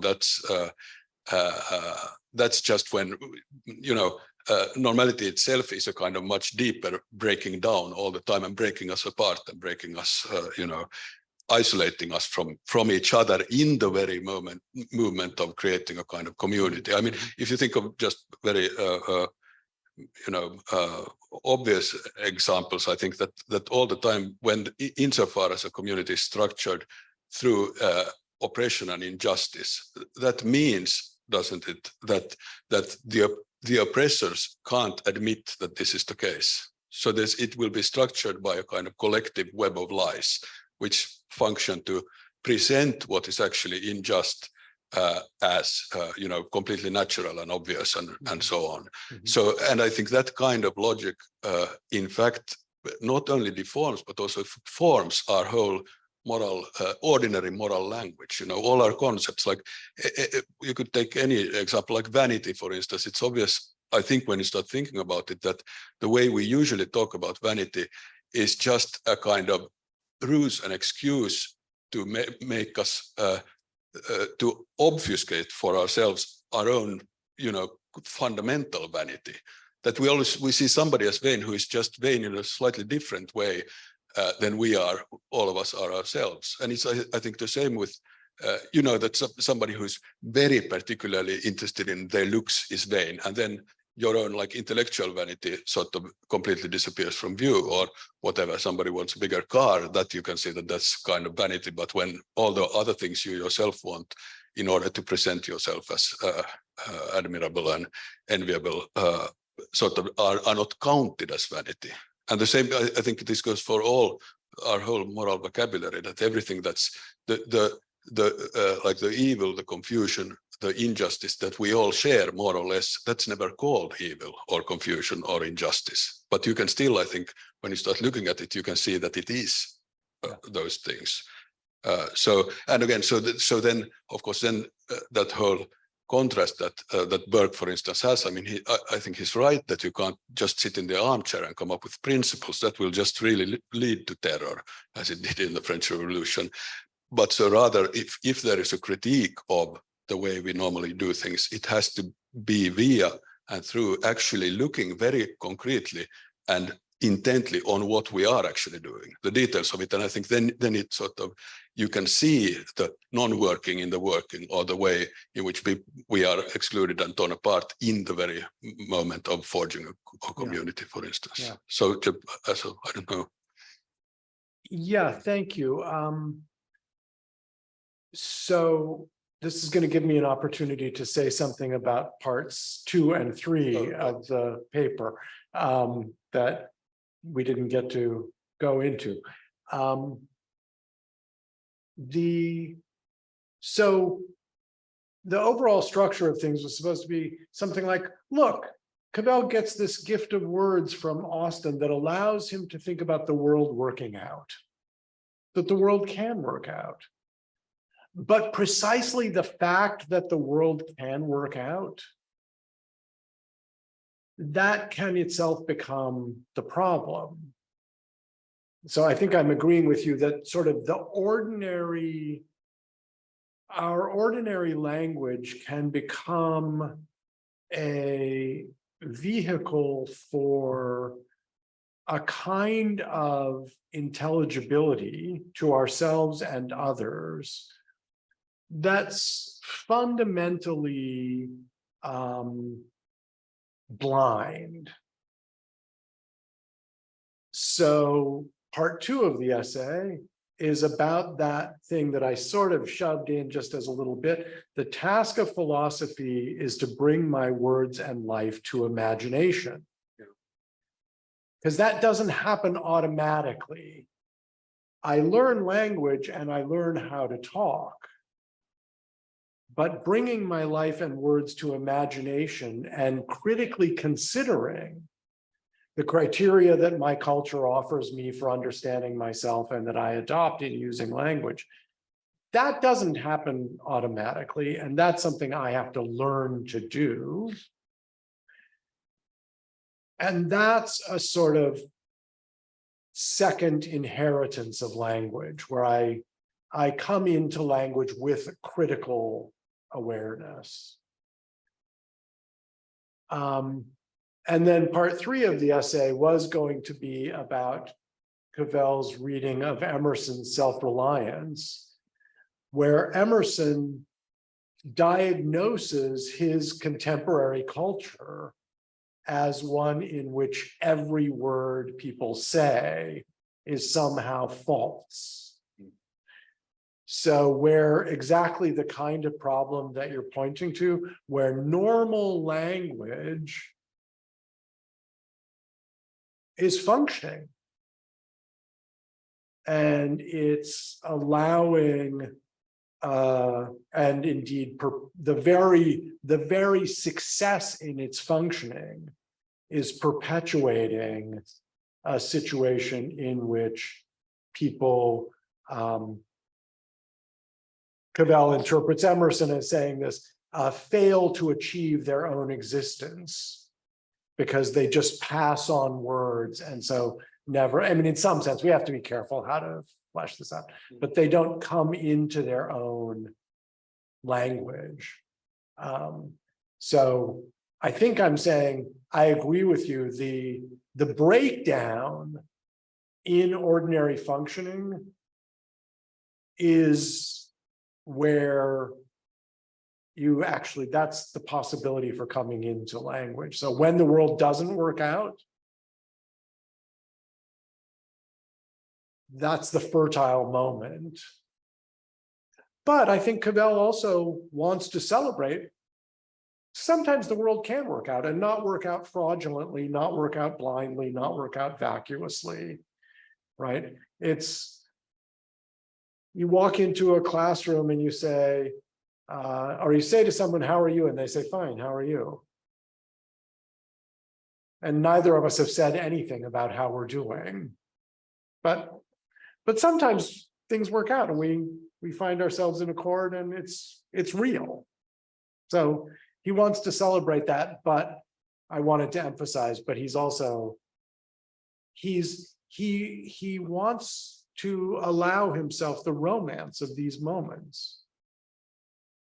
But I wanted to make sure the idea was, but he's not giving in to a kind of false romanticism that fails to recognize just the kinds of points you're making. So I think we're in accord. Well, we'll continue the conversation this afternoon because we're running out of time and we have to run somewhere else. But thank you very much, Stephen, for your talk. And we will be back at 3:30 for our second session. Thank you.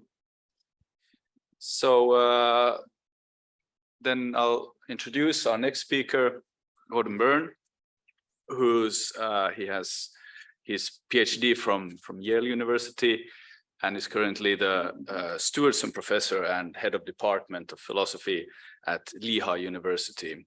And Professor Byrne or Gordon is in fact, I think this is your second or third time at the colloquium, the Constellations. So he's known figure here, and among the Cavell family or the Cavell cult.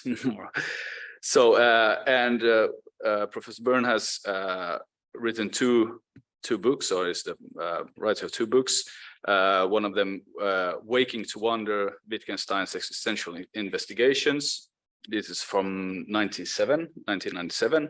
And his second book, Life Drawing, A Deleuzian Aesthetics of Existence, from 2013. And he's currently working on a book, Inklings and Algebra. Professor Byrne has published many articles also on, for instance, on articles on Putnam, Davidson, Derrida, Cavell, Deleuze, Foucault, and also on Whitman and some artists also, Arakawa, if I pronounce that correctly, and then Madeleine Gins. So today Gordon will be talking about with the title Seeing and Saying. So thank you very much. And thank you to Victor and the Center for the Study of Philosophy for this kind invitation and for bearing with me as I read you these thoughts. All right. Maybe I'll read the section headings too, so you will feel that at least it's not quite as long as it will feel. This one is called Learning to Read, Frederick Douglass. Published in 1848, there is much to wake one up in the book whose long title is Narrative of the Life of Frederick Douglass, an American Slave, written by himself. When he was approximately 8 years old, Douglass was sent from the agricultural place of his birth to the city of Baltimore to become the slave of someone in his master's extended family. There were no tears of departure as he left because, he tells us, my home was charmless. It was not home to me. Let's pick up the story in Baltimore. Very soon after I went to live with Mr. and Mrs. Auld, she very kindly commenced to teach me the ABC. And after I had learned this, she assisted me in learning to spell words of 3 or 4 letters. It may not seem like much, but even this kindness was arrested. When Mr. Auld found out about his wife's generous activities, he, in the presence of Douglass, exploded at her in a fury. She was to stop at once, for learning to read would inevitably unfit young Douglass for being a slave at all. Its consequence would rather be that he would become discontented and unhappy. Although Douglass thus learned that it was an almost unpardonable offense to teach a slave to read, the lesson he really took to heart was opposite to that, namely, that learning to read was the pathway from slavery to freedom. That is what I want to consider. How can learning to read be the pathway to freedom? Evidence for a rather straightforward explanation in terms of the content of what it was read is provided by the narrative itself, but I am tantalized by a few bits of evidence also provided for a less straightforward, more philosophically provocative explanation, namely that it was simply learning to read that was the pathway to freedom. Take the straightforward explanation first. Although at first Mrs. Auld had been immune, her husband's explosion infected her with what Douglass, in a striking phrase, calls the fatal poison of irresponsible power. As Mr. Auld's fury spread to Mrs. Auld, she too became incensed, even by such things as Douglass holding a newspaper in his lap. Nevertheless, his education did not stop. He discovered that for the price of some bread from his household, he could eke out reading lessons from poor white boys. And since some of the money he earned working for others around Baltimore was returned to him by Mr. Auld, he was able, when perhaps 12 years old, to purchase his first book, which was called, invoking Columbus, the Columbian Orator. One of the things in that book, which Douglas mentions as having influenced him, was a dialogue between a recaptured runaway slave and his master. To justify his behavior to the recaptured slave, the master gave a variety of arguments in defense of slavery. But the recaptured runaway overpowered them all, and by the end was emancipated by his master. Reading such stories over and over affected a change in Douglas, which he describes this way. They gave tongue to interesting thoughts of my own soul, which had frequently flashed through my mind and died away for want of utterance. The reading of these documents enabled me to utter my thoughts.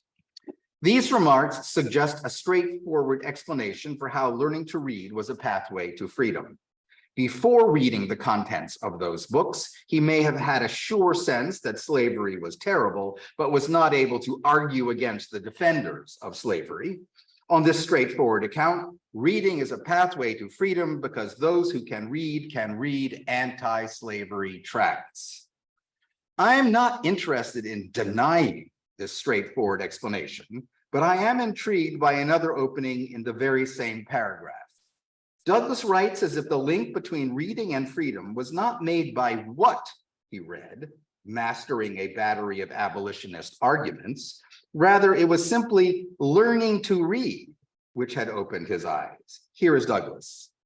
I would at times feel that learning to read had been a curse rather than a blessing. It had given me a view of my wretched condition without remedy.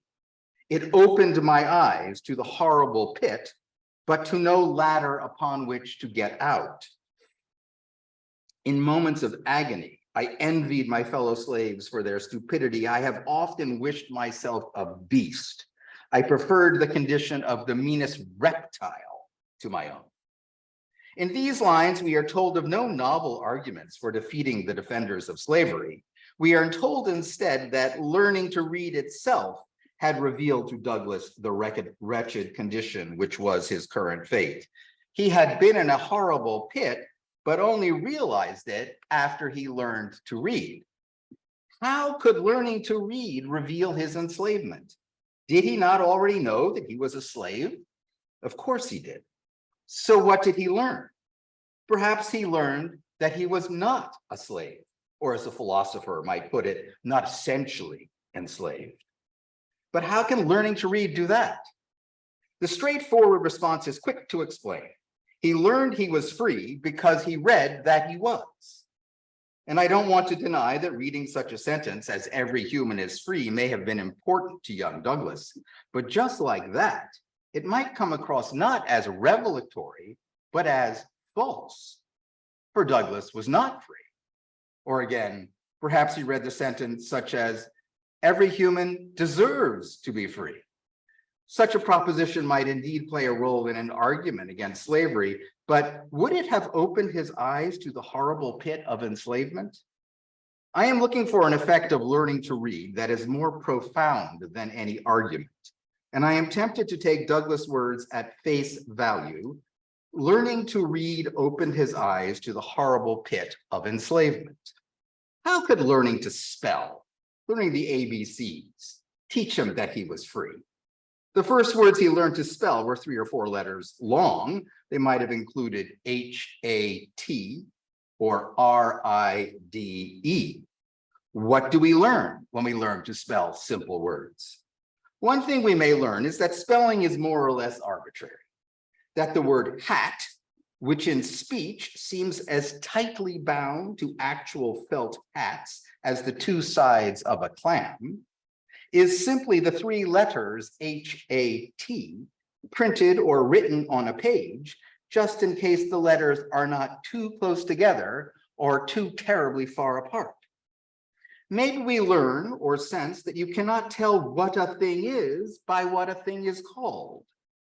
I wonder whether we might even say that by learning to spell, we learn that words and things are not connected by anything occult, neither intentionality nor meanings. Maybe Douglas learned that he was not really a slave when he learned how to spell the 5-letter word S-L-V-E. But how can learning this make him aware of his wretched condition, the pit of horror? It couldn't have made him aware that he was cold or hungry or beaten or exhausted, or that he was descended from Africans and wished he were not enslaved. I assume he did not need to learn to read to know these things.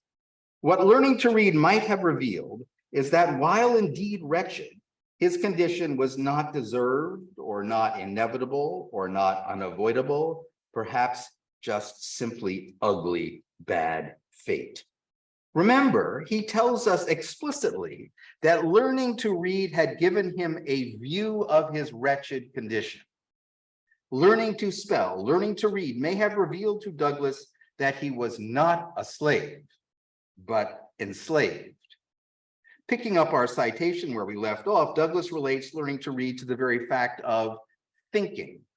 After learning to read, he said, I preferred the condition of the meanest reptile to my own. Anything, no matter what, to be rid of thinking. It was this everlasting thinking of my condition that tormented me. There was no getting rid of it. It was pressed upon me by every object within sight or hearing, animate or inanimate. The silver trump of freedom had roused my soul to eternal wakefulness. Freedom now appeared to disappear no more forever. It was heard in every sound, seen in everything. Eternal wakefulness.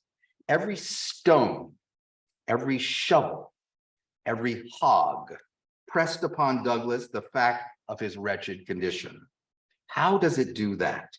How does each shovel remind him of his enslaved condition? What if, before learning to spell shovel, S-H-O-V-E-L, it was as if a shovel were a shovel, just a shovel down to its toes, all and only a shovel. In his aesthetics, Kant says something similar when characterizing a certain kind of perfection. Sartre also says something similar when describing the in itself.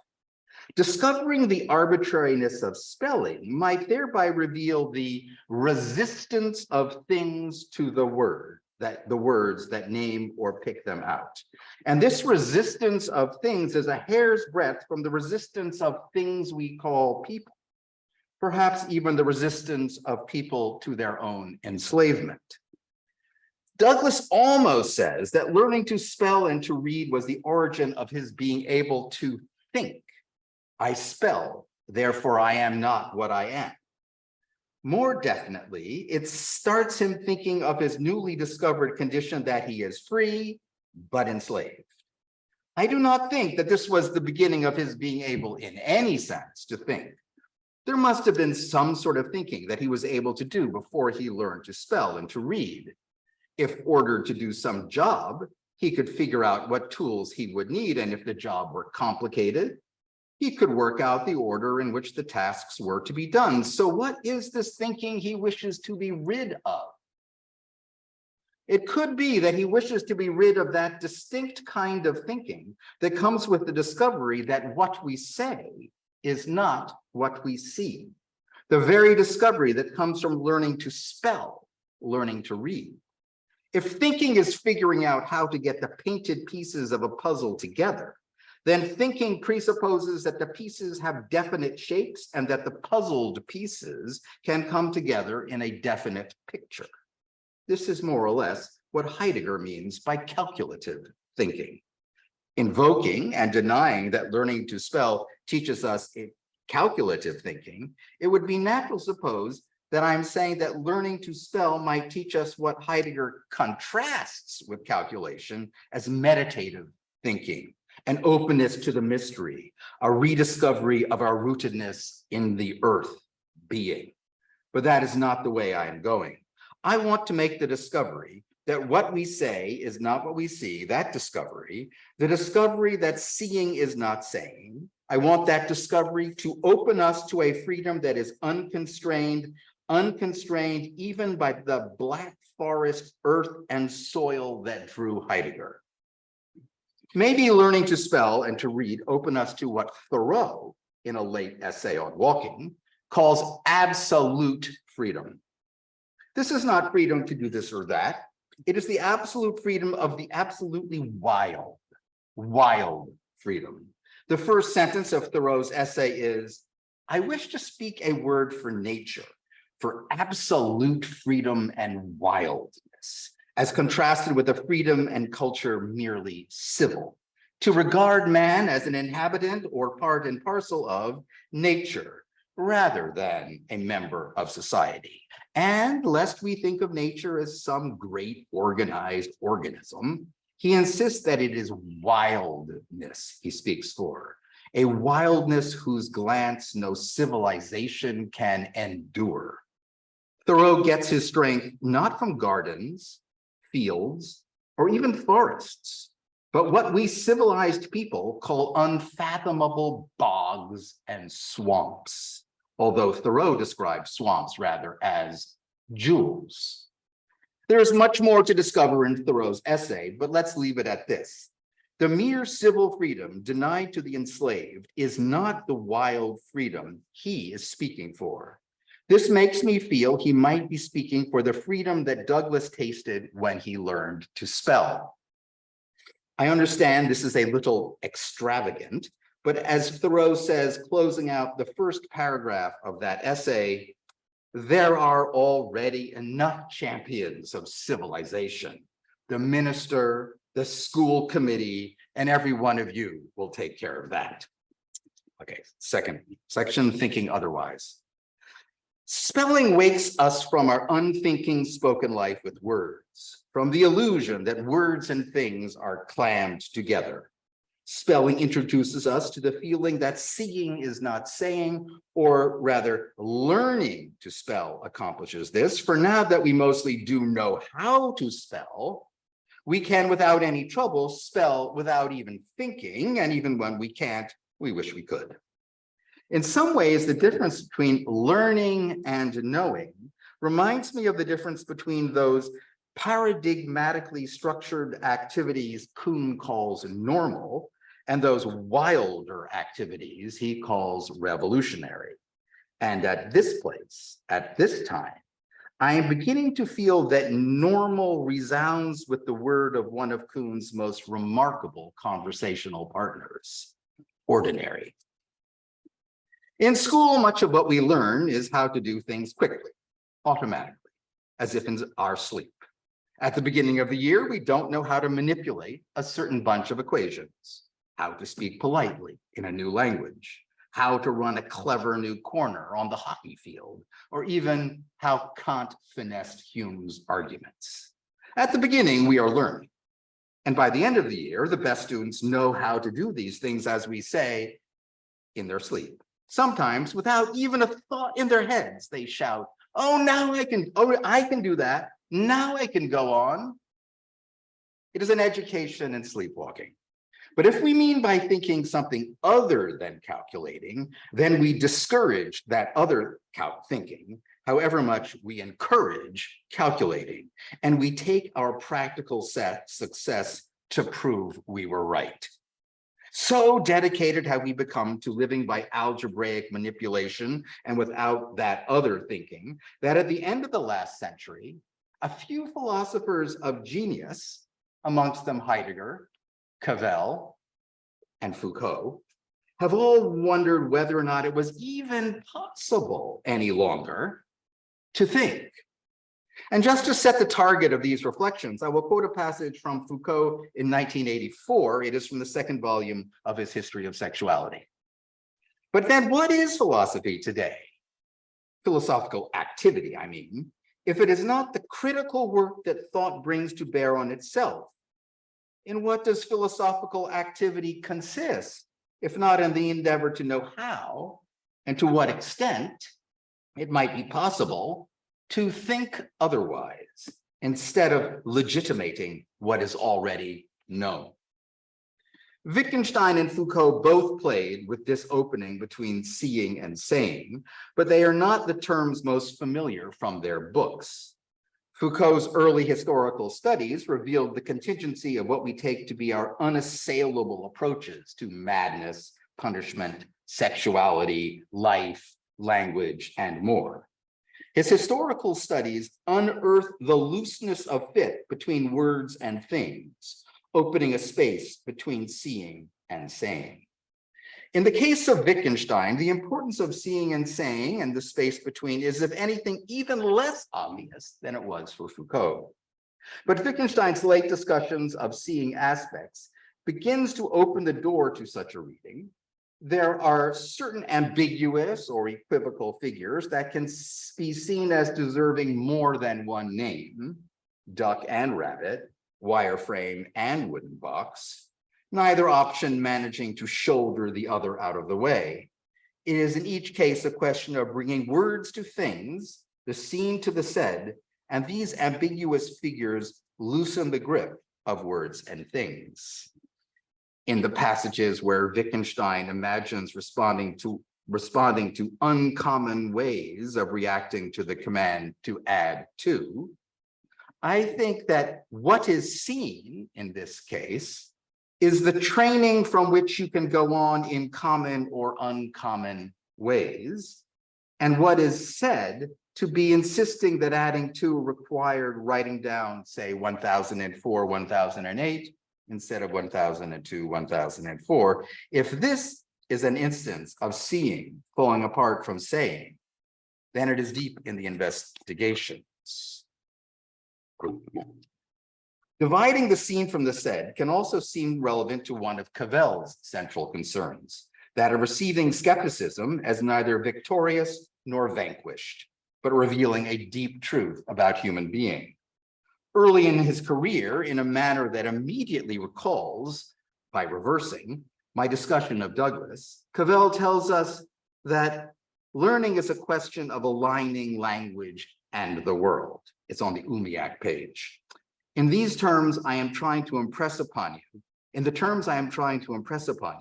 this would be aligning the seen and the said, closing the space between seeing and saying, thus arresting the possibility of thinking otherwise.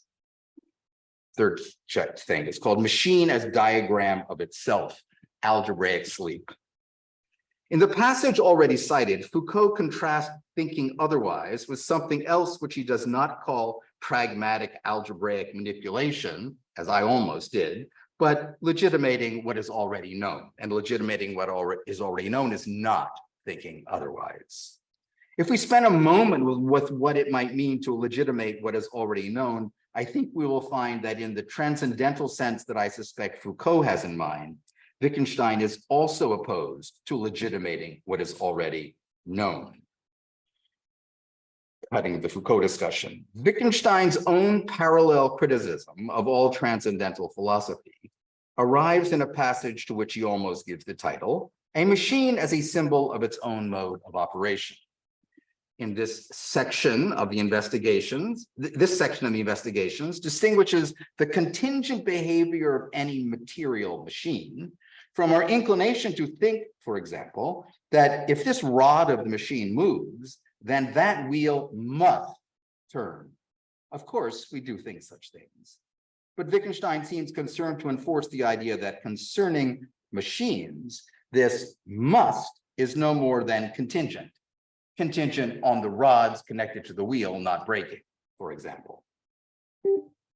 The almost inevitable feeling that there is behind that a more secure must hidden behind the empirical machinery is satisfied by duplicating the empirical machine as its own diagram. In the diagram, all contingency is forgotten and the interaction of the machine parts is imagined to be ruled by necessity alone. But this diagrammatic duplication is just an immaterial complement we pay to the material machine. The only necessity is mechanical or material. We duplicated it at an immaterial level, a diagram of itself. My excitement about this stray section of the investigation, about the machine as a diagram of itself, is that it can be enlisted in a general critique of the project of legitimating what is already known. period. In transcendental philosophy, the empirical becomes a diagram of itself. But these diagrammatical considerations trouble much more than our view of machinery. When we are told that the dessert fork and spoon must or must not point different ways above the plate, when we are told that you must or must not treat all races equally, when we are told that if something is a whale, it must or must not treat all races equally, when we are told that that every sentence must be either true or false, in each case, the same thing is happening. There is an ongoing etiquettical practice, or an ongoing moral practice, or an ongoing logical practice. Each of these practices demands a specific closing of the seen and the said. And when we seek to ground these various kinds of must, we diagram the actual practice and immediately fall under the illusion, call it transcendental or grammatical, that our familiar practice is non-optional, obligatory. Unfortunately, the diagram is not a solution to the ground of normativity. It simply diagrams the practice which seems to demand such grounds. We are thus left with various practices, customs, usages, institutions. There is no problem in an ongoing practice when we have plunged in, when we feel that each object name exists for us in its name. But if for whatever reason we pull back from the practice, custom, then the whole thing can seem merely conventional. In that case, seeing and saying, words and things can seem to fall apart, and we may very well not know where to begin to get them back. When seeing and saying divide like that, then the connection between words and things can seem merely conventional. We can be chagrined by our every word. Fourth section. Cavell, closing the space between seeing and saying. At the conclusion of part one of the claim of reason, Cavell hasn't moved close enough to Emerson to speak of being chagrined. He speaks rather of his words feeling merely conventional. But the sentiment is not far from that invoked by Emerson's outcry against conforming to usages of language that had become dead to him. Their every truth is not quite true. They're two, not the real two. They're four, not the real four.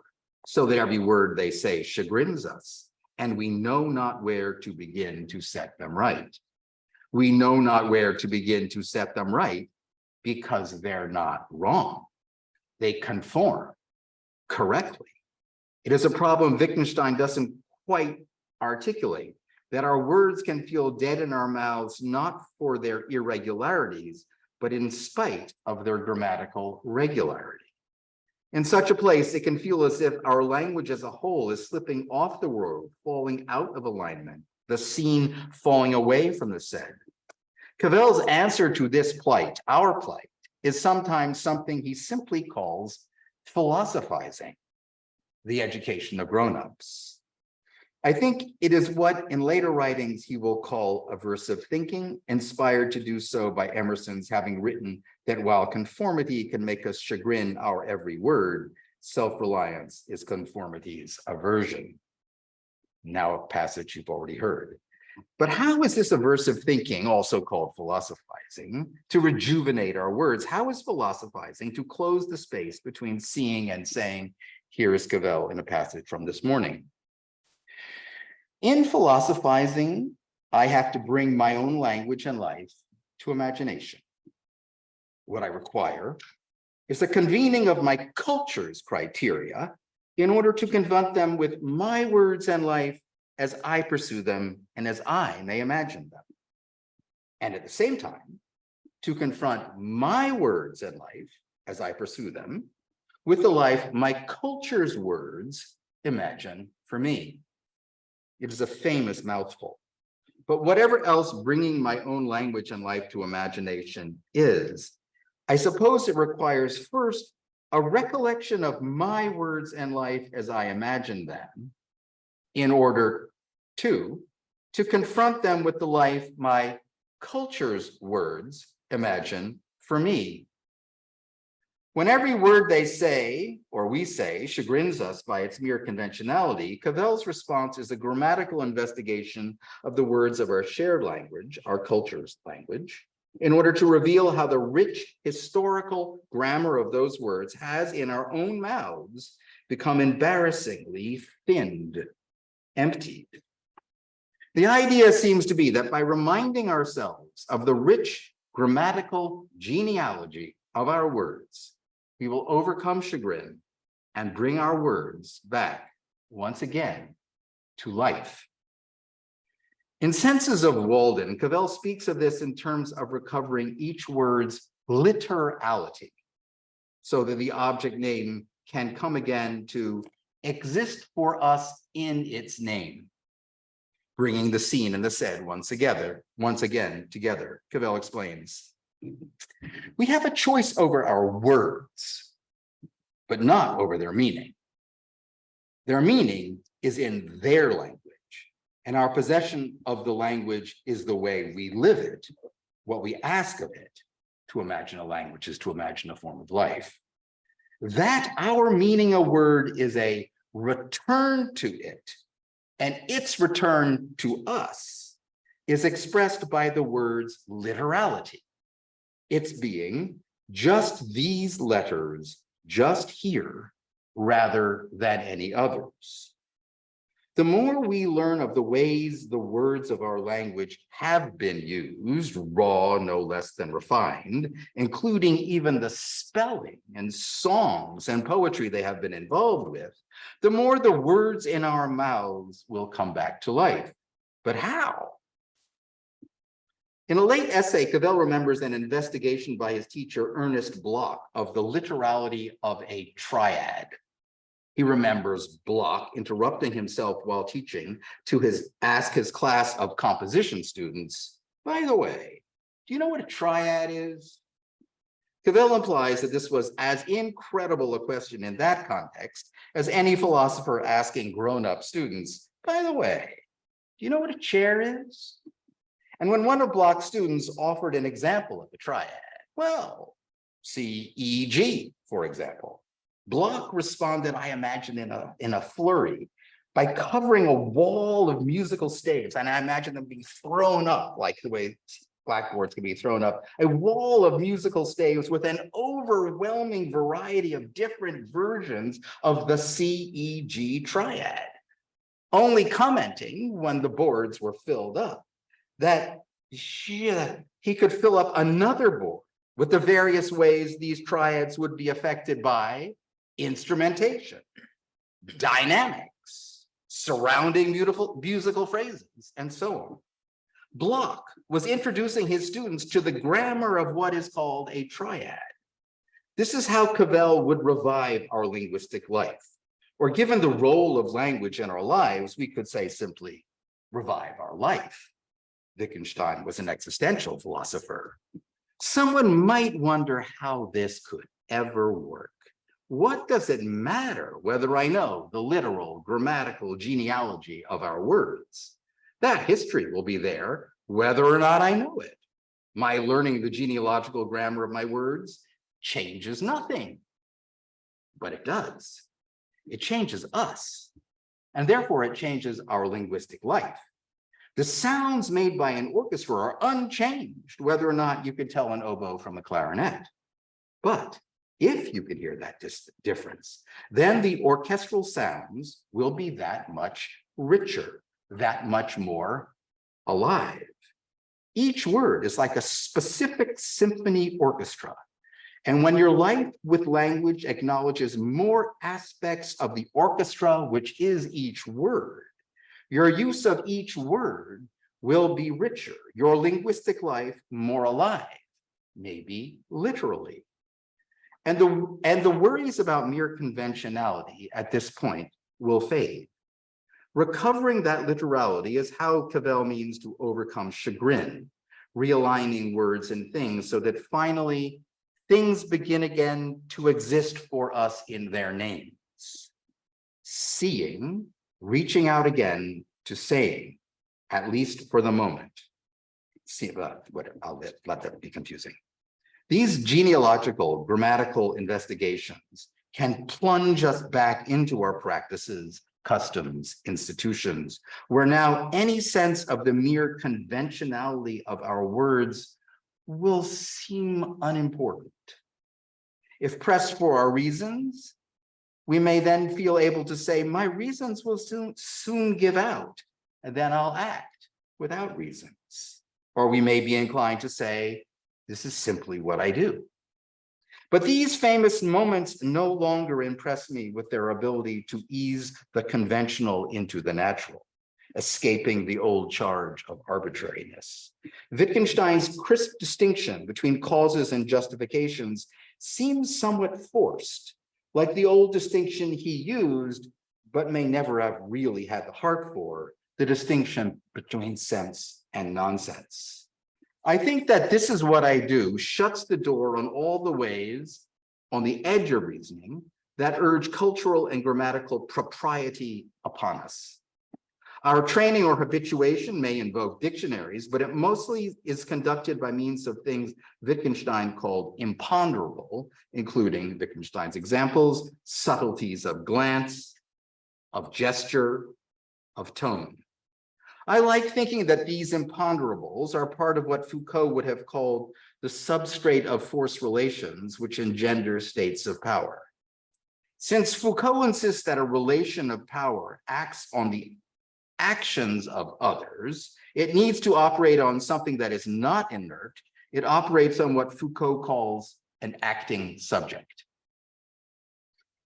In one of his listings, relations of power will include all the various ways actions can bear on the actions of others, including inducing, seducing, making easier, making more difficult, as well as in what he calls extreme cases, simply constraining or forbidding absolutely.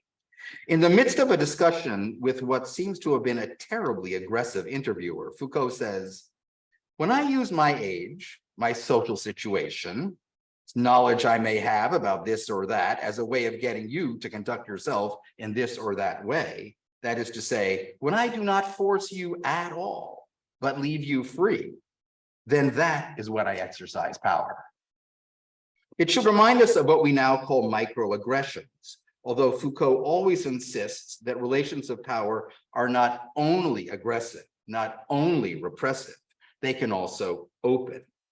This is why it may help to introduce the term microaffection as a generalization of the contemporary notion of a microaggression. The category of microaffections will include repelling instances, which negatively unnerve and silence the familiar microaggression, but will also include attracting microaffections, which affirmatively feed the sense of privilege, including, for example, the privilege of proper grammar, proper word use, and proper pronunciation. I am generalizing from microaggressions to microaffections so that we will have a category for subtle force relations that can appear in both repelling and attracting forms. The familiar concept of teasing already includes both these dimensions. In brief, the substrate of subtle force relations that engender states of power is a substrate of microaffections. It is this very substrate of microaffections that Wittgenstein's "then I shall act without reasons" relies on and keeps invisible. And it is by maintaining this invisibility that Cavell's philosophizing, his aversive thinking, can overcome chagrin, realigning words until they begin to exist again in their names. Seeing and saying, healing their rift, at least for now. I do not deny that this is possible. It is possible. I have felt it. But I want to insist that this aversive thinking lingers at the doorway without beginning the becoming that is thinking otherwise, becoming live. Okay, we're getting ready. Interlude on Magritte. This is time to put your feet up.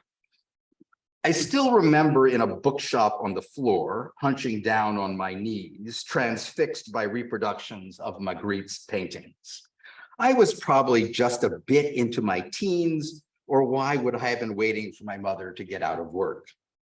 I can only guess what fascinated me then, but in addition to the aroma of late 60s counterculture, which may still linger over these images, I could have been excited by something like the fact that linguistic signs are arbitrary, merely conventional.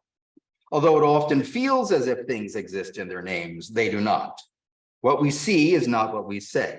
Between seeing and saying, there is an opening to a wild field of the new. As the years passed, I came almost to sneer at my earlier enjoying of Magritte. I thought of it as a sign of my adolescence, something one passed through rather than looked into.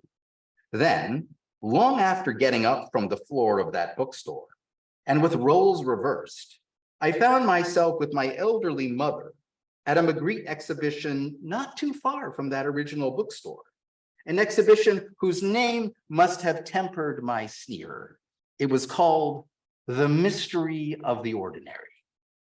As I walked through, looking at images familiar or obvious enough to be of no special interest, I found my steps slowing down, lingering or returning to various paintings of words and images.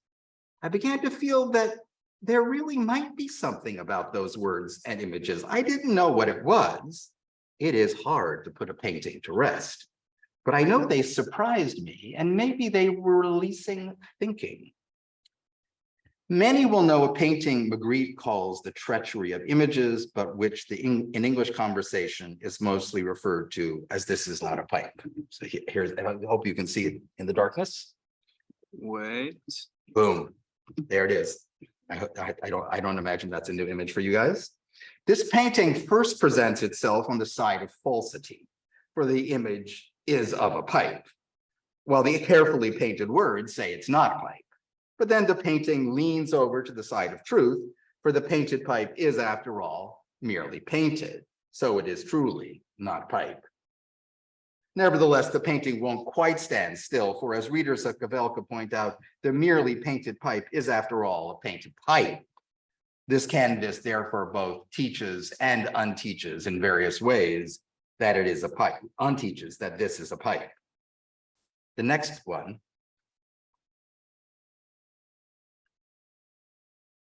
That one. The Key to Dreams is a painting by Magritte from a year or two before The Treachery of Images, and I find it, if anything, even more provocative. The other one is hard to look at because it's like the Mona Lisa. Well, but it's a pipe. The painting is divided into 4 quadrants, depicting 4 painted things and 4 painted words. The 4 painted, handwritten words seem to label the 4 painted images, so it may remind us, even more than the pipe did, of posters from early childhood classrooms where, in considerably different circumstances than Douglas, children are learning to read. But it is devilish.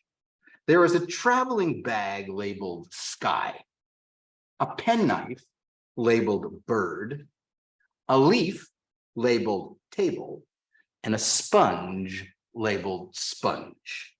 When I first saw this image, I'm not even sure that I noticed that one of the quadrants spoke the truth. Of course, by the time of the pipe, even this spongy truth will become squishy, but I feel more is happening. The mismatch between the leaf and its label, table, opens a space between words and things which is not closed by labeling the sponge sponge. Quite the opposite. For me, at least, the leaf labeled table quite knocks the wind out of the sponge labeled sponge. Maybe there was something countercultural about Magritte. There is at least a reprimand that this is not how we should label images or how we should initiate children into our life with words. Often it seems that words and things could not be more closely bound together. At such moments, it can seem that there is no space at all between words and things, between the knife on the cutting board and the word knife in our mouths.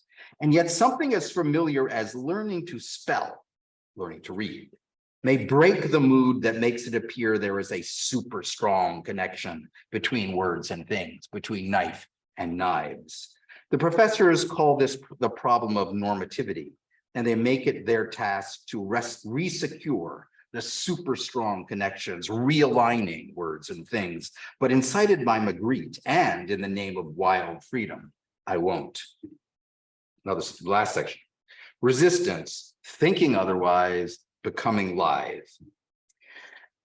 Early on in a book called Words and Things, a book he called Words and Things, Foucault writes about seeing and saying in a way that inspired my original return to Douglas. Foucault's passage about seeing and saying comes after he has tried hard to describe a famous painting as if he did not know that it was a painting by Velázquez.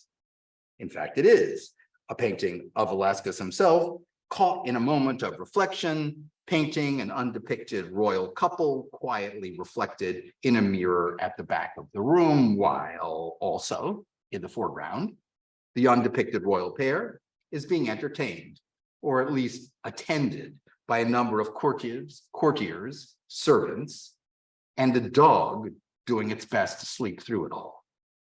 Among other aspects, Foucault's opening description of this painting allegorizes the way he will lead his own historical research, which also conducts itself as if he did not know who was famous or influential, which ideas had contributed to the progress of knowledge and which had not.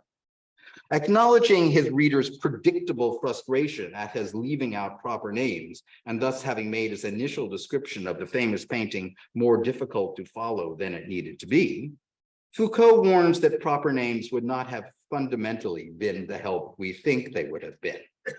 The passage, which returned me to Douglas, and perhaps one that inspired Magritte's correspondence with Foucault, explains why.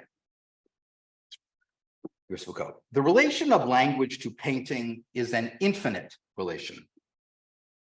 It is not that words are imperfect or that when confronted by the visible, they prove insuperably inadequate. Rather, neither can be reduced to the other's terms. It is in vain that we say what we see. What we see never resides in what we say. And it is in vain that we attempt to make visible by the use of images, metaphors, and similes what we are saying. The space where they achieve their splendor is not that deployed by our eyes, but that defined by sequential elements of syntax. But here, under cover of the failure of two oppositely inclined reductions, I hear the passage insisting on two kinds of resistance. The resistance of what we see to what we say, and on the other side, the resistance of what we say to what we see. Let me begin improvising a conclusion, or at least a destination. Resistance has been important since my beginning with Douglas, because it was the way learning to spell interrupted his customary ways of thinking about things that first opened Douglas's eyes to the horrible pit of his enslaved existence. Foucault's two failed reductions of seen to said and said to seen reveal two opposite resistances: a resistance of words and a resistance of things. It is the second that is most important for the concerns of this essay, but I'll touch on the first. The resistance of words is in one guise is the same as the primacy of discourse. This is the subject of a good third of the archaeology of knowledge. In that book, Foucault insists on the ways discourse dominates what he calls the formation of objects, concepts, strategies, and enunciative modalities such as who is speaking and from within which institutional context. This is the book of Foucault's that resonates most naturally with Kuhn's classic work, perhaps especially with the notion of normal science.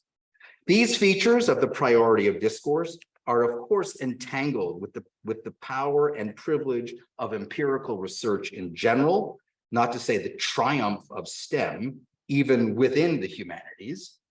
But I set these issues aside because it is the second form of resistance, the resistance of things, which is the cutting edge of thinking otherwise, becoming live. It helps to think of two aspects of the resistance of things to words.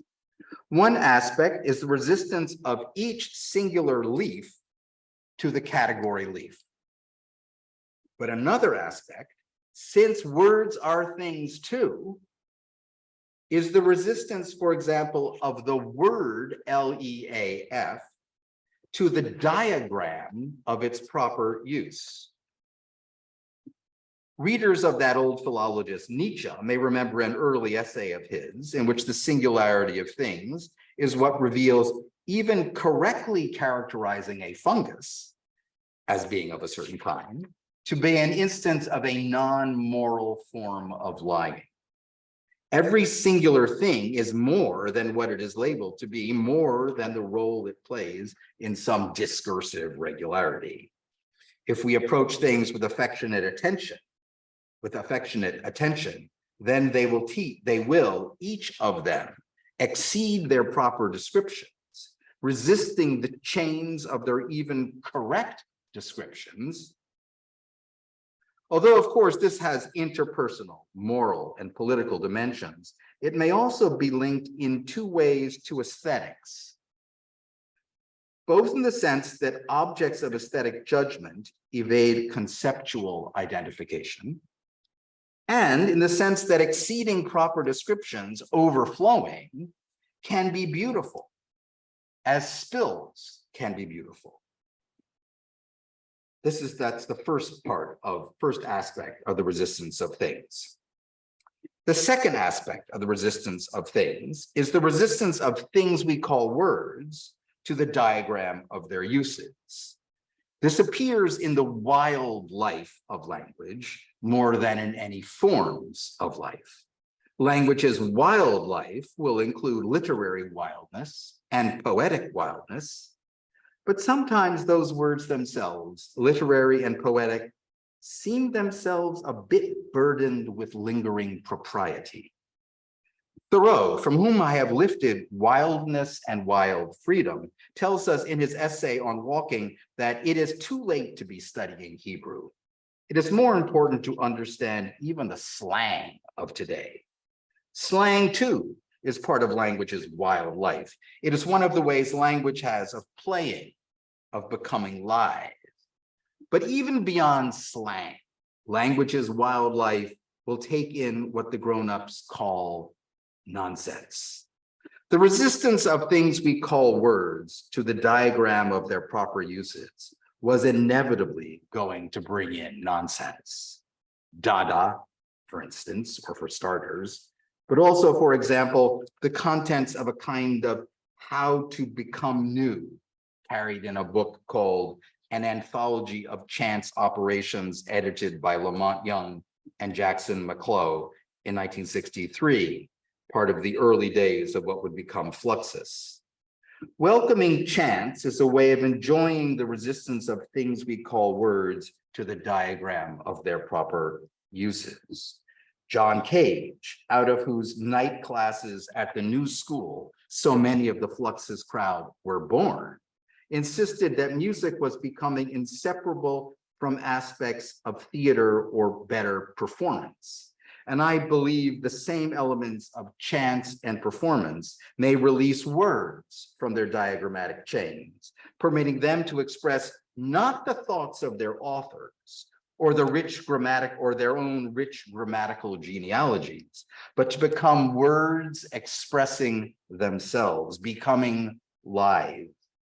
Learning to spell opened the space between seeing and saying, but learning can even free the body, because learning roughs up our linguistic routine, no less than it can rough up, by learning to dance, our routine proper movements, by learning to act, our routine proper reactions, by learning to paint, our routine proper seeings, by learning to write, our routine proper sayings, releasing the routine, wakefulness. What if the key to thinking beyond calculation, the key to thinking otherwise, were simply to maintain a continuous practice of learning anew, a spiritual practice of becoming live? Thank you.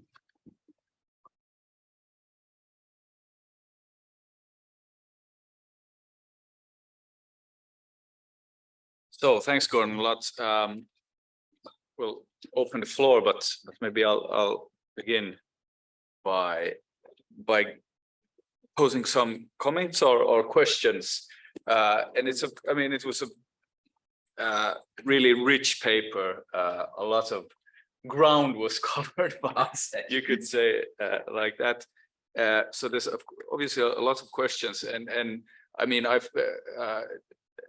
think there was things that I need to think about a while in order to make myself clear what's going on and where you're going. So I'm going to just take maybe two things.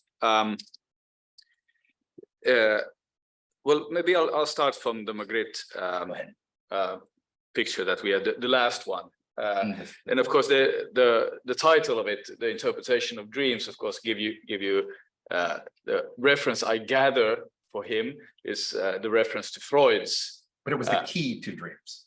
It was the key. Interpretation of dreams. That was just, I think it was some okay. museum calls it that. Exactly. Okay. True.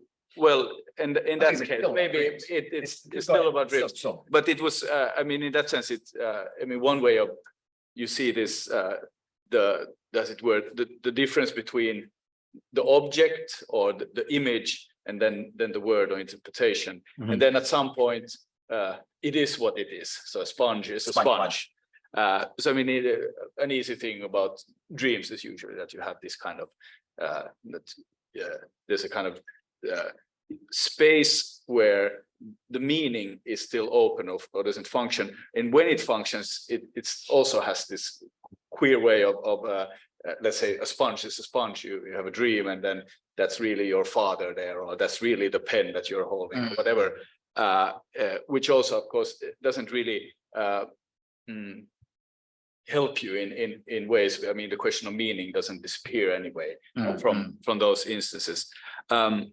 So I gather that, and I'm not, maybe I don't know Foucault good enough here to be able to say, but it seems to me that there's one aspect which you also brought up, and I'm connected here to other point. I mean, the one is here how the unconscious somehow would be exactly the space in between the thing, the object, and the word or the interpretation, and the unconscious is always somehow a way in which we somehow try to wear meaning, which makes meaning also possible in that way, so that there is not simply, you know, a name and an object, that it somehow really can mean something, necessitates this. And so that would be one question to Foucault. But I was, this is another thing that seems to be also there in Foucault, at least in the way I understand him, is that you said, I'm not going to phrase it probably correctly as the way you said, but you were talking about bringing, this was from Cavell also, bringing my words and life into language. Was that words and things together, and therefore exactly in language, and then confronting that, or that there's a confrontation here with, as it were, the language of the other, so the language of the language community that we have. In that famous philosophizing passage that we heard this morning too. Yes, there are two sides. Yeah. So the two sides, and it seems to be that there is, of course, kind of this confrontation between the individual on the one hand, you know, struggling to somehow say and express his or her or their desire, and then on the other hand, you have, as it were, this anonymous collective body or language somehow, or a discourse in Foucault's terms, that somehow, you know, confronts and there's a tension, potential tension between, you know, how am I supposed to exist in the language of the other, so to speak. But I wonder, maybe, isn't there, if that is the primary, as it were, field where you search for yourself and your self-understanding, there seems to be another field also, which is somehow forgotten there, is that it's a quite different thing when I talk with someone. So not, a language community, or that I, think of my words and how I want to speak and their meaning, as it were, in terms of, what the conventions are and what the rules for language is. How would that, I mean, this is kind of an open question. Something else seems, there's a kind of different way in which the problematics maybe change a little bit, in terms of that it's not simply how do I find my way of, as it were, carrying my whatever my desires are in this language, but how I'm able to carry them to you. And how are you able to carry it to me? So that would be one way of just as an open question. So I'll start with that. Starting with those two things. That's great. And yes, but that's a question that is as untamed as my paper. So let me just try. I'll just try to think about the unconscious one first. Yeah, that was between words and things. There is the unconscious, which like delivers their connection, or maybe even their weird connections in dreams. Yeah, I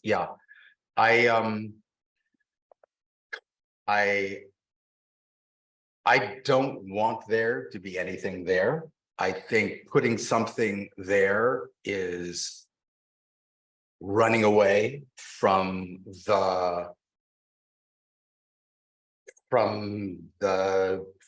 seeings not being the same as saying.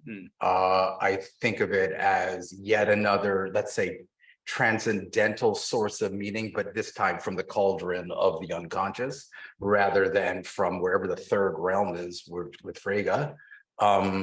And so I don't want it. I don't want it from Frege, and I don't want it from the unconscious. Whether Foucault would have wanted it from the unconscious, I strongly doubt. Yeah, sure.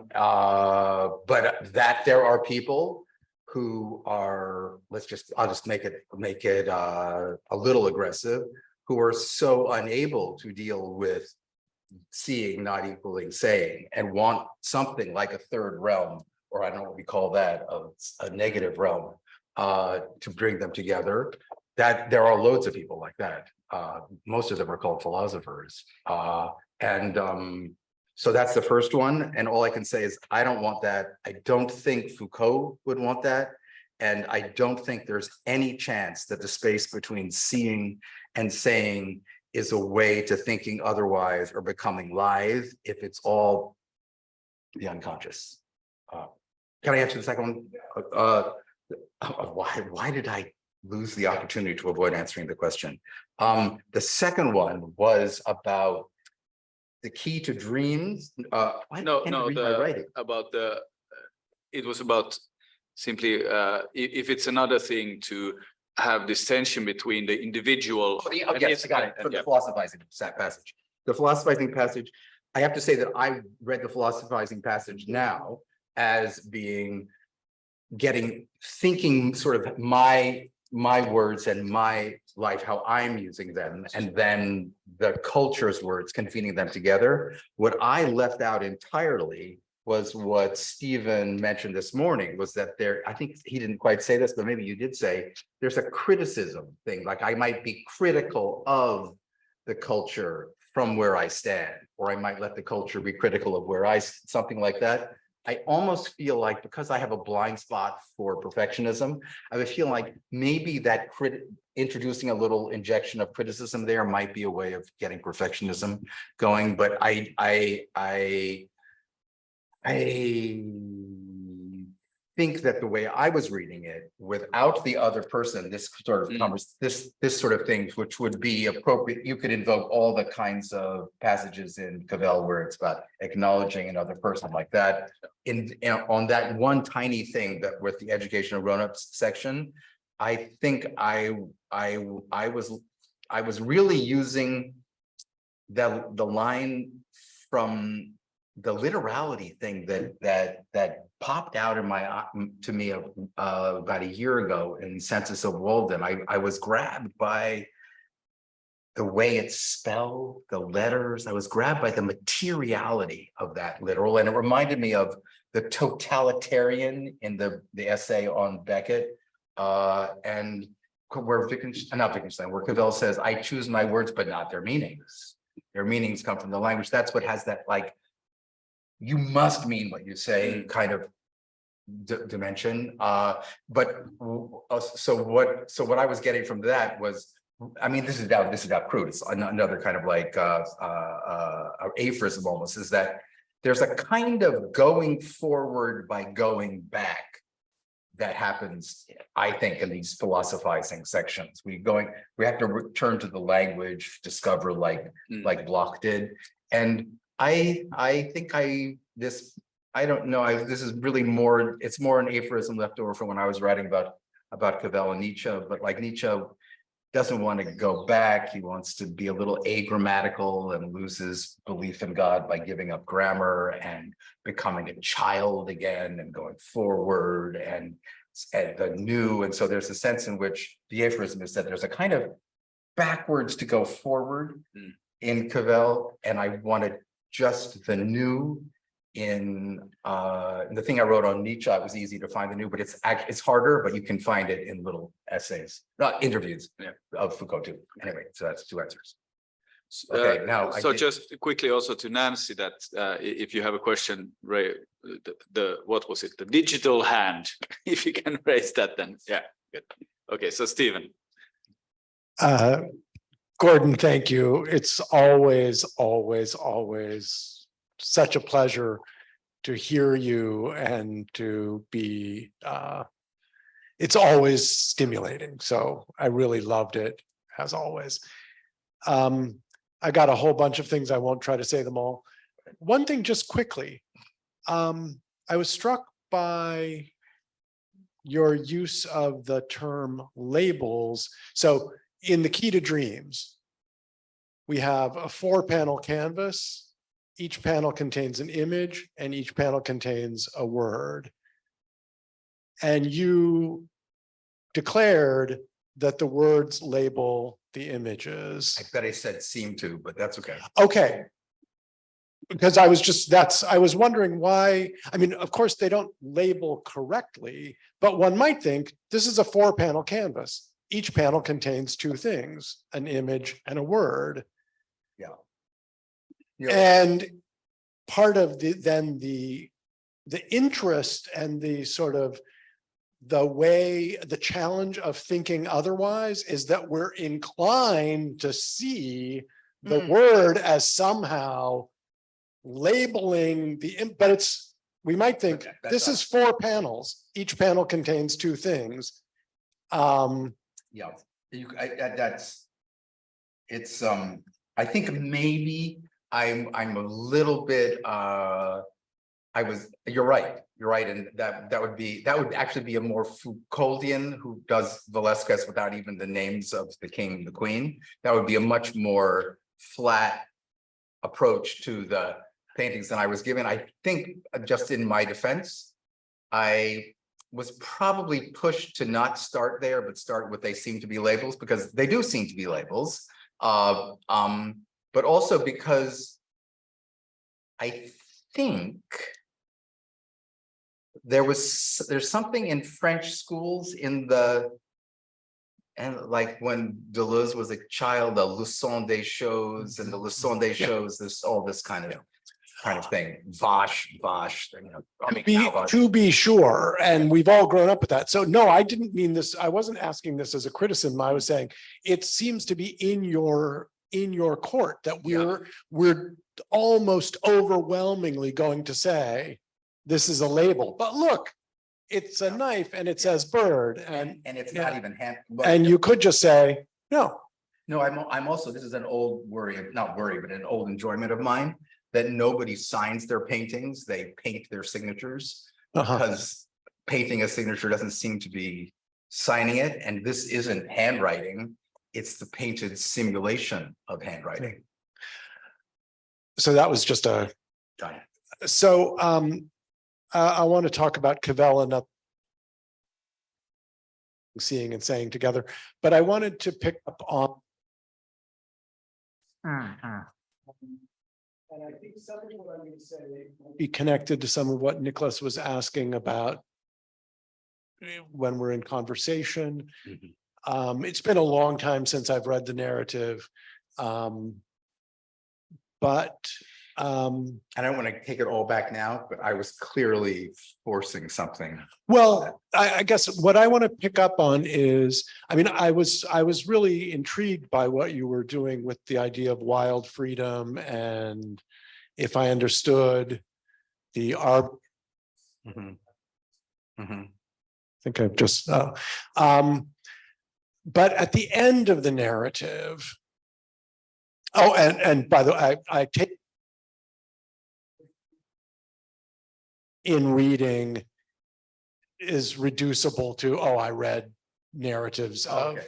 so Because that is, I Yeah. felt I was kind of yeah. winking and hoping people would. No, that I think, but another way of talking about how learning to read was already discovering his freedom and therefore his enslavement is that he learns that he is a capacity, that he is a human with capacities for perfection, for self-development, that he is not simply someone who calculates and responds to tasks assigned to him by others, but that it's a movement toward a kind of autonomy where he recognizes his own intellectual capacities and so on. But at the end of the narrative, he says, now having told my story, and it's been it's been many years, but this is striking. But he says something like, I am now somewhat more free. I know that's that line, somewhat more free. But he's acknowledging that his freedom is partly a function of his ability to tell his narrative, but that his freedom is also a function of our response to his narrative and our, I mean, there seems to be some recognition that freedom is about a kind of mutuality, or it's something that wild freedom, for all of its value, I'm trying to ask about the wild freedom and mutuality and the other. You might say, well, he's only somewhat more free because we're all still in calculative thinking or something, but I feel like there's something about the wild freedom that's really exciting and coming to life. But where's the, I mean, this is where I feel like I'm asking Nicholas's second question again. What about relationality and conversation and that? Was that, I think that was the end of my question. This is the beginning of my answer. Okay.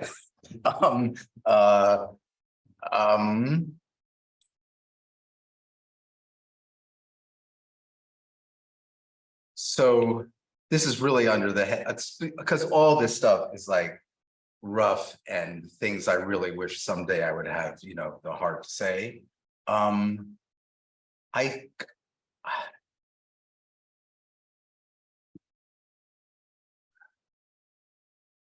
I don't want to be too dismissive to the together, but neither do I think I'm just sort of, I'm thinking, but I'm actually also putting things together that I thought before. I sort of believe that becoming live cannot be done alone.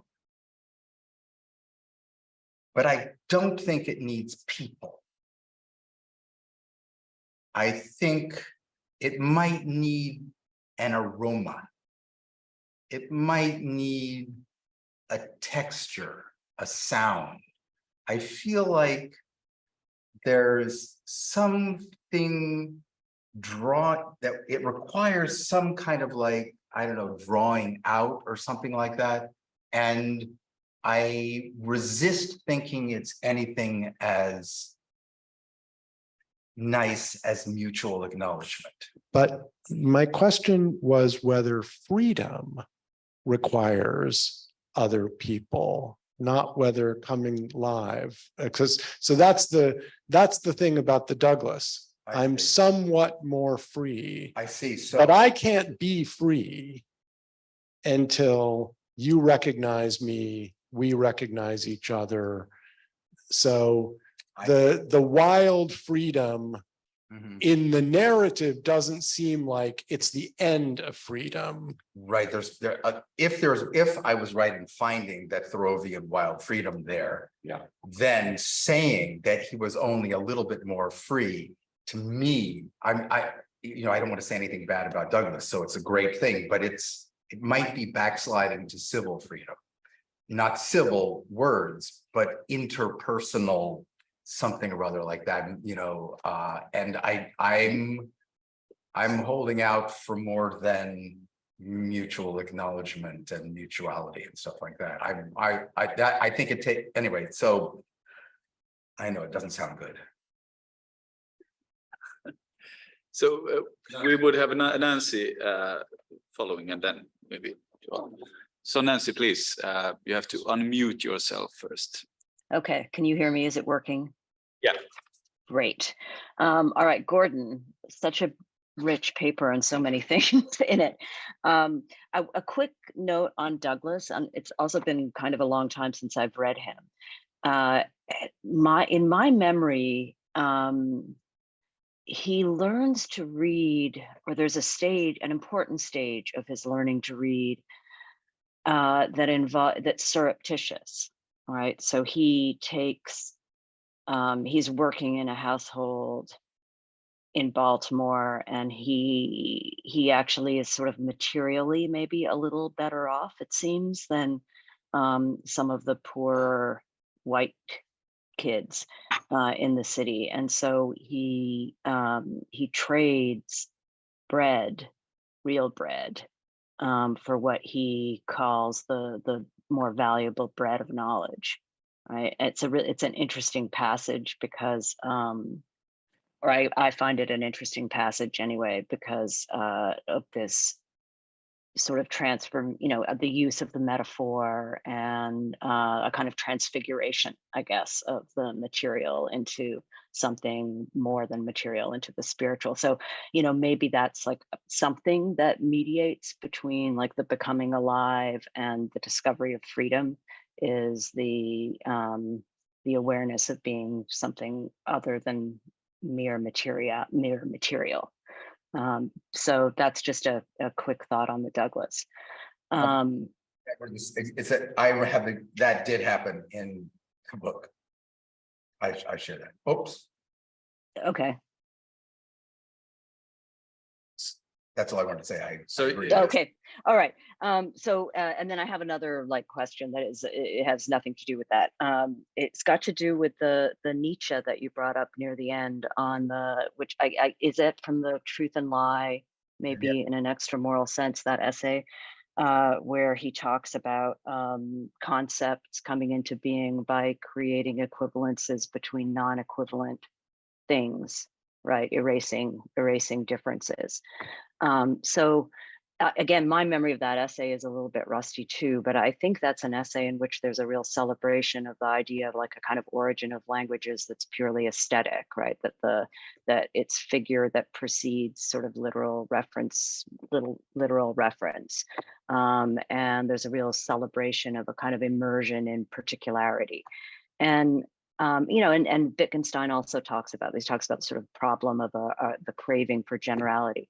But I find these moments honestly a little difficult because, as appealing as I find particularity, I think immersion in pure particularity seems like it just seems non-linguistic, not even pre-linguistic, just non-linguistic.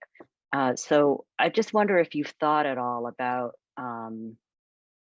how to loosen up that opposition between the particular and the general, or an immersion in particularity and the sort of problematic conceptualization. I agree with the way you're putting that. You're right that essay, I mean, if I'm remembering it correctly, begins with armies of metaphors or something like that. But the section that I leaned on was the one where there was kind of a non-moral kind of lying when we're using our categories of singular things. So we're together on that. And I think we're also together on the smell of non-linguistic in the entering into the singular. I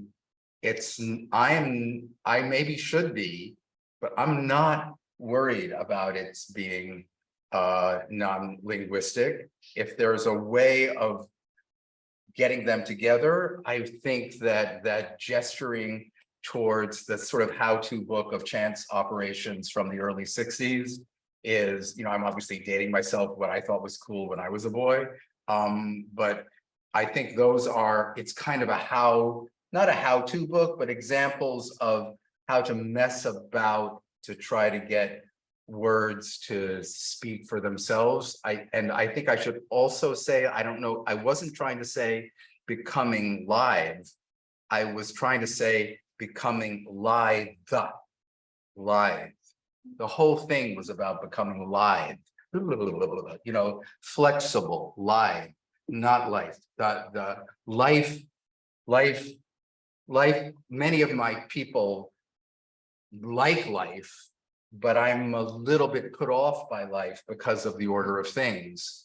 And so live was meant to be a way of slipping between the diagrammatic grammars. Live was the thing. Life is left over from bringing words to life, that sort of the Cavell talk. This was meant to not be life, but live. And it wasn't meant to recover the human. It was meant to be inhuman in some non-awful sense. So I don't even know why I'm trying to pull it out of the God of recovering the human that we denied, but there I am. So I don't know whether the playing around with words is a way of approaching the non-linguistic, but anyway, I'm sorry, but that's all I've got in the way of dealing with that non-linguistic thing. Is that relevant? Yeah, actually like it. That's sort of helping me understand the role of the Magritte in the talk, just as a kind of modernist or avant-garde, like the defamiliarization. So that strategy isn't, like kind of throwing out everything that we know already. It's working with concepts that we already have, but sort of troubling them or disturbing them. Kind of like that dictionary, that Borges story, the bit of the Chinese dictionary that Foucault uses at the beginning of the order of things that just jumbles our categories, right, or estranges them or defamiliarizes them.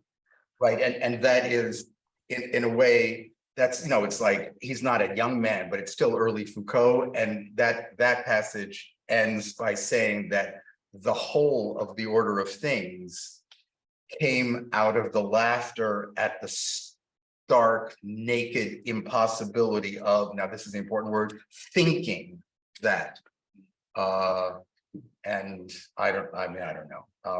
But that is right. And defamiliarization, insofar as I've looked at those early Russian formalists, I can't even remember some of their names, but that they, I was going to say that there's one that writes about Tolstoy, but that's probably all of them. I'm definitely in that game. All right. Well, I think we have time for one more. So Joel, please. Yeah, thanks. So this is about the question that Niklas was raising, and Stephen also, I think.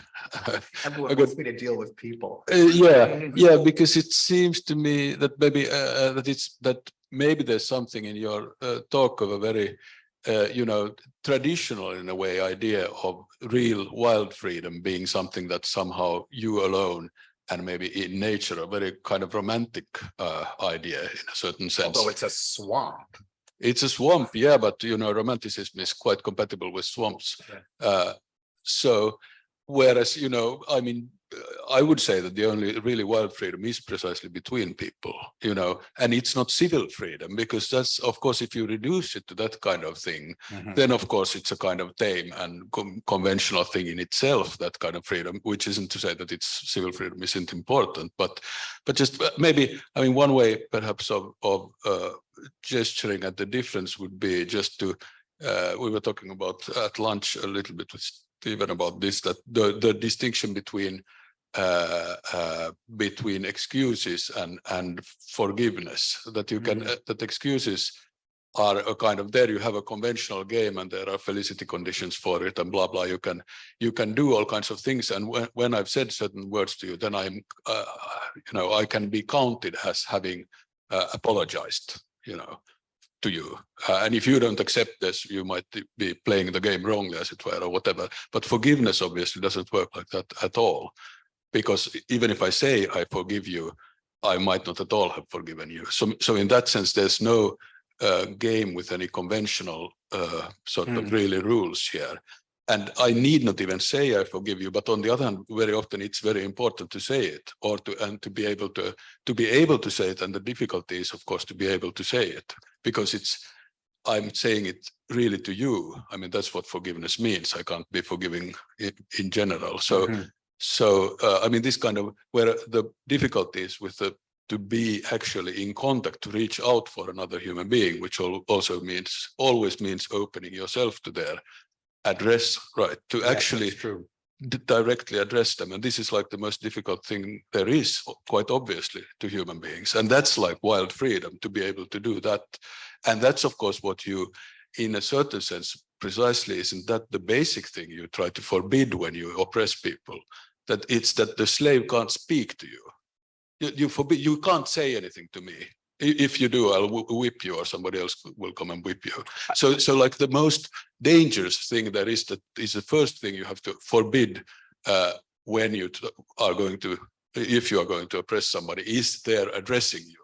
You're not allowed to speak. I say, you have to sit there, you can't come here, this food is not for you, blah, blah. And if you're not allowed to protest, you're not allowed to speak to me. I decide what is to be said, which also means, of course, forbidding yourself from, or trying to, prevent yourself from responding to the other's address. Yeah. So isn't that, and that this is about words in a certain sense, because it's about speaking, but it's not about really naming things, and it's not about that words are somehow, just conventional signs or anything. It's about the difficulty of, and wanting to control this difficulty of addressing and being addressed by the other. I agree. I feel like,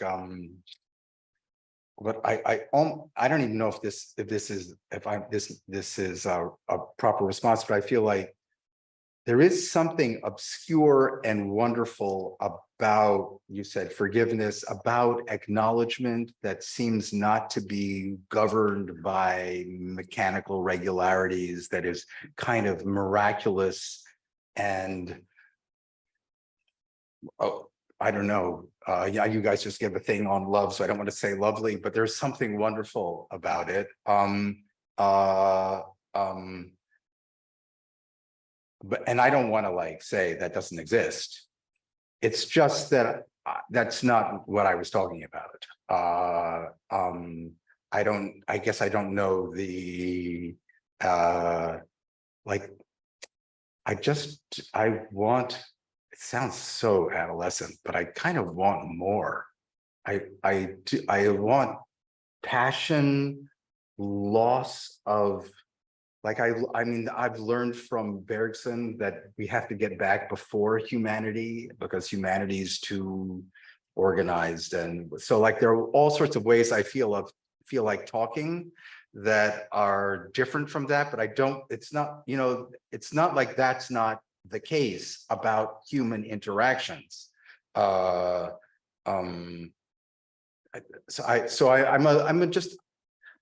in the position of not wanting to say that's wrong, but wanting to say that becoming live is something else that involves, there's a discussion with a filmmaker in the collection called Foucault Live, where Foucault talks about passion and not really knowing what's going on and making connections. Basically, Foucault sounding like the body without organs. And then there are things where he's all talking about power is what makes things stabilize, and I just want things to be moving. And that to me reminds me of like, and whenever anything is stabilized, it's because of power, he says, and I want, you know, movement, freedom, not freedom, new. So those are the thing. That's what I'm going for. You know, I don't want to really destroy everybody's possibility of agreement, but it might even be a little bataille, but don't take my word for it. Then no one will agree. But there is, I think that's, so I almost want to say it's at a different level than all that, but then if I say level, then somebody's going to say, well, what is the relation between the levels? I'm like, how are they? And I don't know. I just know that it seems there. It seems wild and wonderful and dangerous. So you've got to be careful. But it doesn't mean that it makes forgiveness a matter of mechanical following of regulations. Forgiveness is always as wonderful as it ever is. Yeah, but I am glad I got a chance to say it was becoming live, because apparently my enunciation sucked. It's with a thought. Yeah. Okay. So thank you very much. More questions? All or is that right. it? Do we have more questions? One in the back. Yeah, so let's take that. Thank you, Gordon, for the paper. Well, I think this is going to let me understand this idea of wild freedom. I don't know if it's related to. Well, I'm gonna use the case of music. Okay, so do you think there is a difference between, on the one hand, those musicians who share a community, and although spontaneously they play a previously agreed piece of music, and on the other hand, that community of musicians who simply improvise? I don't know, I was thinking on this idea of finding community in this last scenario. So one of the things that I think I'm trying to get out of You Can't Become Live Alone is that there is some kind of together, but that the together doesn't have to be two identifiable things of certain sorts. In fact, it requires the unidentifiable, the becoming unidentifiable of things that looked initially as though they were two different kinds. And I think that when, like, I do not know what happens when there's a bunch of people doing free jazz. I don't know what happens. I don't play music that well, so I don't know what happens when three people are playing some old-fashioned quartet either. But I feel like there is the thing that I'm going for is I can say this because it's you, the inarticulate joining of the quartet together. I guess I can say, for starters, let's not make it depend on free jazz. Let's make it depend on playing together, listening and responding. Now I'm sounding like Cavell, but that might be something. That's all I got. All right. So thank you for this, Gordon. Thank you. Thanks for being here, and we'll continue on Thursday at 11:30 with Nancy Youssef's talk, and then later in the afternoon with Victor's talk also. So thanks for being here.